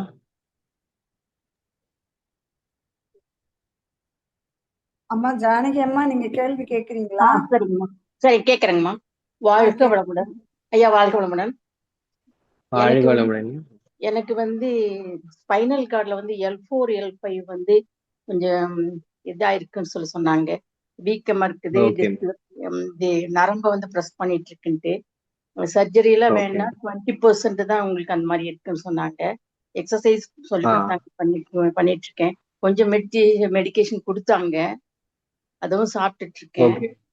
அது வந்து சயாட்டிகா நரம்பு இழுக்குதா உங்களுக்கு? கால் இழுக்கிறது அந்த பிரச்சனை இருக்கா? அந்த மாதிரி இல்லைங்க. அந்த மாதிரி இல்லை. ஓகே. இந்த பேக்ல வந்து கிட்ட வந்து பேக்ல வந்து அந்த கீழே வந்து கொஞ்சம் பெயின் ஆயிட்டே இருக்குது. அப்படியே ஒரு மாதிரி கொஞ்சம் வெயிட்டா இருக்கிற மாதிரி, வலிக்கிற மாதிரி இருந்து. புரியுது. இதை நீங்க தவத்திலயும் சரி பண்ணலாம், யோகாவிலையும் சரி பண்ணலாம். நான் நிறைய கேஸ் பார்த்திருக்கேன், L4 L5 டிஸ்க் பல்ஜ் பார்த்திருக்கேன். நான் இதெல்லாம் போட்டோவா உங்களுக்கு நான் அமுச்சு விடணும். ஏன்னா நான் கொஞ்ச நாளைக்கு முன்னாடி நான் ஒரு ஃப்ரீ கிளாஸஸ்லாம் நான் கண்டக்ட் பண்ணேன், இந்த மாதிரி ஸ்பைனுக்கு இதெல்லாம் தனியா. அதுல நிறைய நான் சொல்லியிருந்தேன். நான் அது ரெக்கார்டிங்கும் என்கிட்ட இல்ல. நீங்க காமிச்சீங்கன்னா நான் உங்களுக்கு நான் பர்சனலா நான் இந்த ஆசனா பண்ணணும் அப்படின்றத நான் சொல்றேன். ஆசனா கண்டிப்பா பண்ணா சரியாகும். ஏன்னா 20% தான் இருக்குன்னு சொல்றீங்க. அதுல வந்து ஒரு மாசம் 2 மாசம் தொடர்ந்து பண்ண. அதுல வந்து ஆசனாஸ்ல வந்து கிட்டத்தட்ட மகரிஷியோட அந்த இதெல்லாம் தான் வருது. அவங்க இது எக்ஸசைஸ் எல்லாம் வந்து மகரிஷியோட எக்ஸசைஸ் ஆசனாஸ் தான் வந்தது. அததான் பண்ணிட்டு. அதையும் பண்ணுங்கம்மா. நான் கொஞ்சம் கோல்டு ஸ்டாண்டர்ட் இருக்கு, இதை பண்ணா கண்டிப்பா சரியாகும் அந்த மாதிரியும் இருக்குது. சயின்டிபிக்கா ரிசர்ச் பண்ணி அதாவது பண்ணிருப்பாங்களே, யோகால ரிசர்ச் நிறைய இருக்கு. நான் சொன்னேன் இந்த மாதிரி டிஸ்க் பல்ஜுக்கு சில ஆசனா மட்டும் பர்டிகுலர் ஆசனா கொடுத்து ரிசர்ச் பண்ணி நிறைய ஆசனா இருக்கு. அந்த ஆசனாஸ் நான் உங்களுக்கு கொடுக்க வேணாலும் செய்யறேன். சரிங்க, உங்களை பர்சனலா கான்டாக்ட் பண்ணலாங்கய்யா. கண்டிப்பா வாங்கம்மா, வேணுன்ற பட்சத்துல எனக்கு கால் பண்ணணும். ஃப்ரீயாதாம்மா இருப்பேன். இல்லாட்டி நான் மெசேஜ் இருந்தீங்கன்னா நான் பாத்துருவேன்மா. சரிங்கய்யா. ஓகேங்கம்மா, நன்றிங்கய்யா. ஒரு क्वेश्चन கேட்டிருக்கீங்க ஐயா, could you please share the possible ways to treat cataract without surgery? கண்டிப்பா பண்ணலாமா. கேட்ராக்ட்ன்றது இது ஒரு கபம் சம்பந்தமான நோய். மியூக்கஸ் ப்ரொடியூசிங் ஃபுட்டு நம்ம சாப்பிட்றதுனாலையும் வரதுக்கான வாய்ப்பு அதிகம். இதை நம்ம எலிமினேஷன் சிஸ்டமிக்கா நம்ம கொஞ்சம் கொஞ்சமா எலிமினேட் பண்ணி கொஞ்சமா கம்மி பண்றது ஒரு வாய்ப்பு இருக்கு. டயட் மூலியமா இது நம்மளோட உடம்புல இருக்கிற ஹீலிங் பவரையே வச்சு நம்ம சரி பண்ற மாதிரி இருக்கும். இன்னொரு இதுல கண்ணுக்கு பேக் போடுவாங்க கரெக்டா. கேஸ்டர் ஆயில் பேக் இருக்கும். இது வீட்ல நீங்க செஞ்சுக்கலாம். கேஸ்டர் ஆயில நல்லா ஒரு காட்டன்ல நல்லா டிப் பண்ணிட்டு நல்லா ஓரளவுக்கு நல்லா புழிஞ்சிட்டு நல்லா அதுல கொஞ்சம் இருக்கிற மாதிரி கண்கள்ல ஃபுல்லா வச்சு நைட் ஃபுல்லா அப்படியே விட்டுறணும். இதை தொடர்ந்து பண்ணிக்கிட்டே இருக்கணும். கண்ணுக்குள்ளேயும் விடணும். இந்த மாதிரி கேட்ராக்ட் பண்ணா, கேட்ராக்ட்ன்றது ஒரு இன்ஃபிளமேஷன் தான், அது ஒரு வீக்கம் தான். இந்த கேஸ்டர் ஆயிலுக்கு இந்த வீக்கத்தை குறைக்கிறதுக்கான தன்மை அதிகம். இந்த கேஸ்டர் ஆயில் கொஞ்சம் வார்ம் பண்ணி மெதுவா கண்ணுல ஒத்தடம் கொடுத்தீங்கனாலும் என்னது ரொம்ப கொடுக்க வேண்டாம், ஏன்னா பிளட் ப்ரெஷர் ரைஸ் ஆகும். வேணாம், நீங்க ஹீட் பண்ண வேண்டாம், நீங்க நார்மலா வெறுமனே வச்சிருங்க போதும். ஹீட்லாம் நம்ம ஹாஸ்பிட்டல்ல இருந்தாதான் கரெக்டா இருக்குமே தவிர அங்கெல்லாம் பண்ண தேவையில்லை. இதுவும் பண்ணலாம். இது மாதிரி நிறைய இருக்குது. ஐ வாஷிங் டெக்னிக்கை கரெக்டா ஃபாலோ பண்ணீங்கன்னா உங்களுக்கு கண்ணுல இருக்கிற நரம்பு சம்பந்தமான பிரச்சனைகள்லாம் நல்லா இம்ப்ரூவ் ஆகும். ஏன்னா கேட்ராக்ட் போய் நரம்பெல்லாம் பிளாக் பண்ண ஆரம்பிக்கும், கண்ணை பிளாக் பண்ண ஆரம்பிக்கும். அதுக்கும் நிறைய வேஸ் இருக்குதுங்கம்மா. நான் பர்சனலா கேட்டீங்கன்னா நான் உங்களுக்கு நிறைய சஜஸ்ட் பண்ணுவேன். வாழ்க வளமுடன். வாழ்க வளமுடன் அம்மா. உங்களோட வாய்ஸ் எனக்கு கேட்கல. அவங்களுக்கு ஏதாவது சந்தேகங்கள் இருந்தா ஐயாவோட நம்பர் வந்து சார்ட்ல போட்டிருக்காங்க, அதுக்கு கான்டாக்ட் பண்ணி பேசுங்கம்மா. வாழ்க வளமுடன். கலைவாணி அம்மா, கேள்வி கேட்கலாமா? வணக்கம், வாழ்க வளமுடன். இந்த முட்டி வலிக்குதுங்க. அது ரொம்ப நாளா இருக்கு. மாத்திரை எல்லாம் மருந்து எல்லாம் சாப்பிடுறாங்க. ஆனா எனக்கு இல்ல, என் தங்கைக்கு. எல்லா வயதுமே பாத்துட்டாங்க, ஆனா சரியா ஆகலன்றாங்க. ரொம்ப நடக்க முடியல. வயது எவ்வளவுமா இருக்கும் அவங்களுக்கு? 50 வயசு இருக்கும். 55 வயசு. வெயிட் அதிகமா தான் இருக்காங்க, ஒரு 70 இருக்கும். இது இதனாலதான்மா உங்களுக்கு முட்டி தேய்மானம் ஆயிட்டு இருக்கும்னு நினைக்கிறேன். உடம்பு கம்மி பண்ண ஆரம்பிச்சாங்க, கொஞ்சம் கொஞ்சமா கம்மி பண்ண ஆரம்பிச்சாங்கன்னா அந்த முட்டி எலும்புக்கு கொடுக்குற அந்த ப்ரெஷர்ன்றது கொஞ்சம் கம்மியாக ஆரம்பிக்கும். அந்த முட்டி மேல நம்ம வெயிட் கொடுக்க கொடுக்க என்ன ஆகும்னா அதுக்குள்ள இருக்க அந்த ஸ்பேஸ் கம்மியாகி ஓராய்வு நடக்க ஆரம்பிக்கும். அதனாலதான் இந்த வலி அதிகமா இருக்குது. நீங்க ஈவன் சரி செஞ்சாலுமே கொஞ்சம் வலி அதிகமா தான் இருக்கும். ஏன்னா இதுக்கு நம்ம ரூட் காசே உடல் தான். உடலை நம்ம உடல் தாங்குற அளவுக்கு நம்ம வச்சுக்கணும். அது இல்லாம இது ஒண்ணு உடலை கொஞ்சமா வெயிட்டை மெயின்டைன் பண்ணணும். ரெண்டாவது நம்மளோட முட்டியை சுத்தி இருக்கிற அந்த மசில்ஸை ஸ்ட்ரென்த் பண்ணணும். ரெண்டாவது முக்கியமா, ஏன்னா வயது 50 ஆயிடுச்சு, இதுக்கு மேல போக போக போக எலும்பு கொஞ்சம் கொஞ்சமா தேய்மானம் ஆரம்பிக்கும். ஆனா எலும்பு தான் தேய்மானம் ஆரம்பிக்கிறதுனாலும் பரவாயில்ல, உங்களோட மசில்ஸ் எல்லாம் நீங்க ஸ்ட்ரென்த் பண்ண ஆரம்பிக்கணும். சின்ன சின்ன காலுக்கு உள்ள எக்ஸசைஸோ அந்த மாதிரி பண்ண ஆரம்பிக்கணும். இதுக்கெல்லாம் மாத்திரை மருந்து கிடையாது. நானே சொல்றேன், போனீங்கன்னா உங்களுக்கு பெயின் கில்லர்ஸ் மட்டும் தான் கொடுப்பாங்க, இல்லாட்டி சர்ஜரி பண்ணுவாங்க. இது ரெண்டு தாண்டி எதுங்கம்மா? அத வலி மாத்திரை தான் சாப்பிடுறாங்களாம், வலிக்கு. ரொம்ப கால் வலிக்கு சொன்னா. அதை தாண்டி வேற மருந்து அதுக்கு கிடையாது. நீங்க இதை ப்ராப்பரா வெயிட் மேனேஜ்மெண்ட் பண்ணி உடல்ல இருக்கிற கழிவுகளை நீக்கி வெயிட் மேனேஜ்மெண்ட் பண்ணணும் ஒண்ணு. இன்னொன்னு முட்டியை சுத்தி இருக்கிற மசில்ஸை ஸ்ட்ரென்த் பண்ணணும் ஒண்ணு. இன்னொன்னு டயட் மூலியமா நம்மளோட எலும்பை தேய்மானம் ஆறத திரும்பி ரிப்பேர் பண்ணணும். இந்த 3 விஷயங்கள் பண்ணா சரியாயிடும். இது தாண்டி அக்குபஞ்சர் எல்லாம் இருக்குது. அக்குபஞ்சர் நீங்க பண்ணலாம். நான் சில விஷயத்துக்கு அக்குபஞ்சர் கேட்கணும்னா நான் தெளிவாவே சொல்லிடுவேன். ஏன்னா அக்குபஞ்சர் சூப்பரா கேட்கும், வலியை கண்ட்ரோல் பண்ண முடியும். ஆனா வெயிட்டை திரும்பி திரும்பி சரியானாலும் திரும்பி வர மாதிரி இருக்கும், சரியானாலும் திரும்பி வரும், அந்த மாதிரிதான் இருக்கும். என் மன ரீதியாவும் குணப்படுத்தலாம். நான் சொன்ன அந்த மெத்தடே வச்சு நீங்க ஃபாலோ பண்ணியும் குணப்படுத்தலாம். ஓகே. ரொம்ப நடக்க முடியாது, சாஞ்சி சாஞ்சி நடக்கிறாங்க. ஓகே, ஆமாமா. ஒரு பக்கம் வலி இருக்கிறதுனால அவங்க சாஞ்சி நடக்க ஆரம்பிக்கிறப்போ இன்னும் கொஞ்ச நாள் என்ன ஆகும்னா உடம்பு இப்படி மாற ஆரம்பிக்கும். ஸ்பைன் மிஸ்அலைன்மெண்ட் ஆக ஆரம்பிக்கும். கொஞ்சம் கொஞ்சமா உடற்பயிற்சி செய்ய ஆரம்பிக்க சொல்லுங்க. மெதுவா ஒரே ஒரு மருந்து தான், உடற்பயிற்சி, உணவு. இது 2 மட்டும் கரெக்டா ஆக்கிட்டாங்க அப்படின்னா போதும். உணவை தாண்டி நான் ஃபர்ஸ்ட் பிரிஸ்கிரைப் பண்றது உடற்பயிற்சியை நல்லா செய்ய சொல்லுங்க. 50 வயசு தான் ஆகுது, நல்ல உடற்பயிற்சி, காலைல வாக்கிங், இந்த மாதிரி கொஞ்சம் கொஞ்சமா. உங்களால காலைல ஏஞ்சி நின்னா ரொம்ப வலி இருக்குதுன்னா உட்காந்து செய்யற மாதிரி இல்ல, எக்ஸசைஸ் எல்லாம் செய்ய ஆரம்பிச்சிருங்க. அந்த மாதிரி பண்ண சொல்லுங்கம்மா.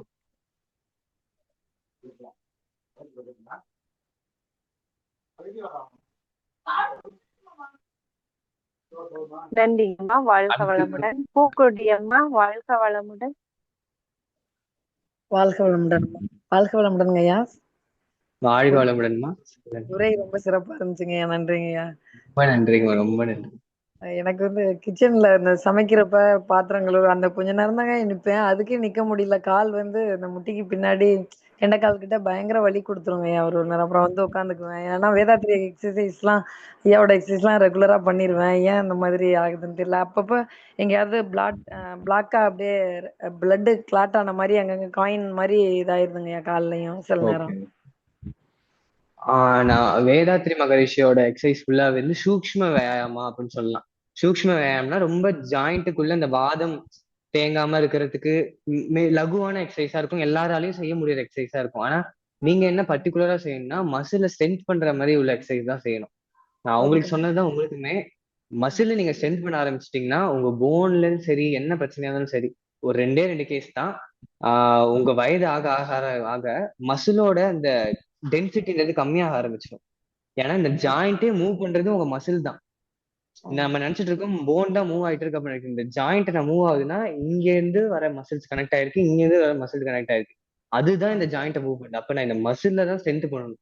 அப்பதான் இந்த ஜாயிண்ட் இந்த இடத்துல ஸ்டெபிளைஸ்டா இருக்கும். அதாவது உரசாம இருக்கும்.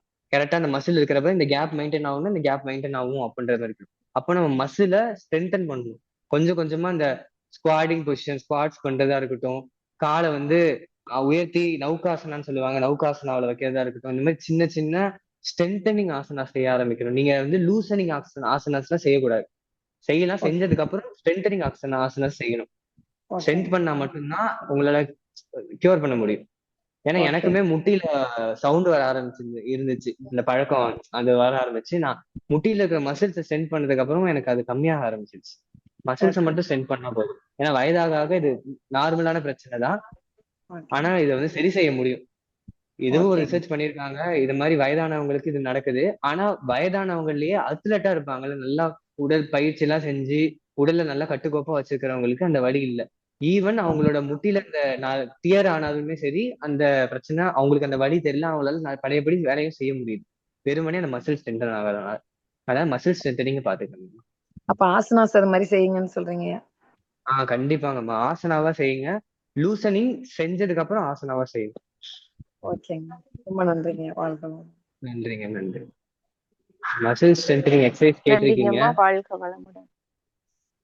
நிறைய மசில் ஸ்ட்ரென்தனிங் எக்ஸசைஸ் இருக்கு. நீங்க ஜஸ்ட் நீங்க தேடினீங்களாலே நீங்க நான் அது கொடுக்கலாம். நான் எப்படி கொடுக்கறதுன்னு எனக்கு தெரியல. நான் காமிச்சாதான் உங்களுக்கு கரெக்டா இருக்கும்.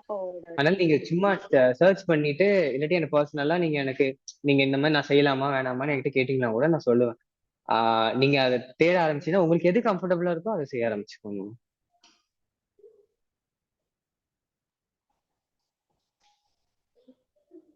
அடுத்துங்கம்மா.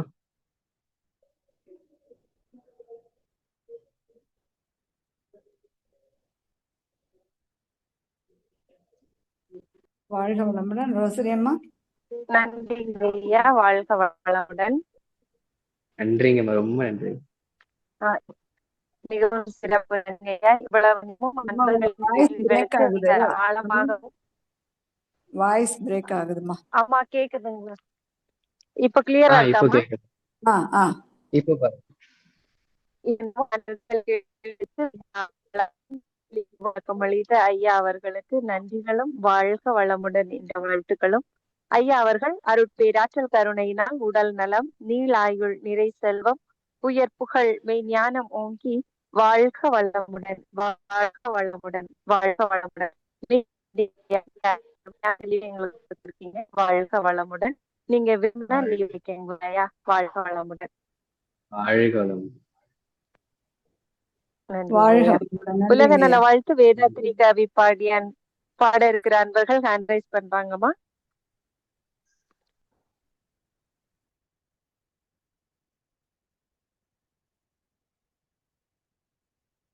வாழ்க வளமுடன். விஜயாளம்மா.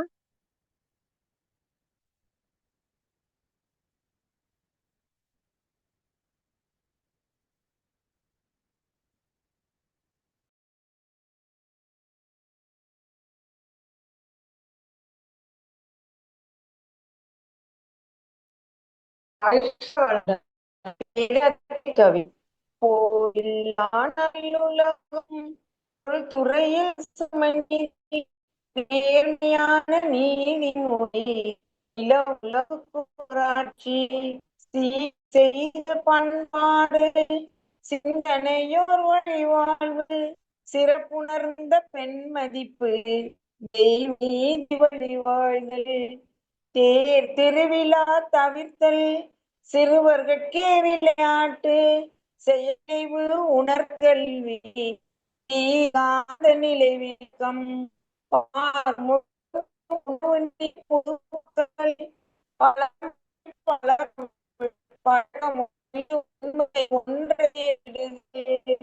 உண்மை ஒன்றை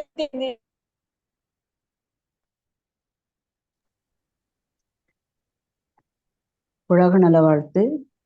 உலகமெல்லாம் பருவமழை ஒத்தபடி பெய்யட்டும், உழவரெல்லாம் தானியத்தை துவப்புடனே பெருக்கட்டும், பல தொழில்கள் புரிகின்ற பாட்டாளி உயரட்டும், பகுத்துணர்வில் தொகுத்துணர்வு பண்பாட்டை உயர்த்தட்டும், கழகங்கள் போட்டி பகை கடந்தாட்சி நடக்கட்டும், கல்லாமை கடன் வறுமை களங்கங்கள் மறையட்டும், நலவாழ்வை அளிக்கும்மே ஞான ஒளி வீசட்டும், நம் கடமை அறவாழ்வின் நாட்டத்தே சிறக்கட்டும், நம் கடமை அறவாழ்வின் நாட்டத்தே சிறக்கட்டும். வாழ்க வையகம், வாழ்க வையகம், வாழ்க வளமுடன். வாய்ப்புக்கு நன்றி அம்மா. வாழ்க வளமுடன். மிக இனிமையாக அழகாகவும் வேதாத்திரை கவி உலக நல வாழ்த்து பாடி கொடுத்த இறையாசிரியர்களுக்கு நன்றிகளும் வாழ்க வளமுடன் என்ற வாழ்த்துக்களும், இன்றைய நிகழ்வில் கலந்து கொண்ட அனைத்து இறை தொண்டர்களுக்கும் அருள் தொண்டர்களுக்கும் நன்றிகளும் வாழ என்ற வாழ்த்துக்களும். மேலும் இரவு 8:30 தற்சோதனை நிகழ்வு தொடர்ந்து கலந்து கொள்வோம். இத்துடன் இந்த நிகழ்வில் நிறைவு செய்து கொள்கிறோம். நன்றி. வாழ்க வளமுடன்.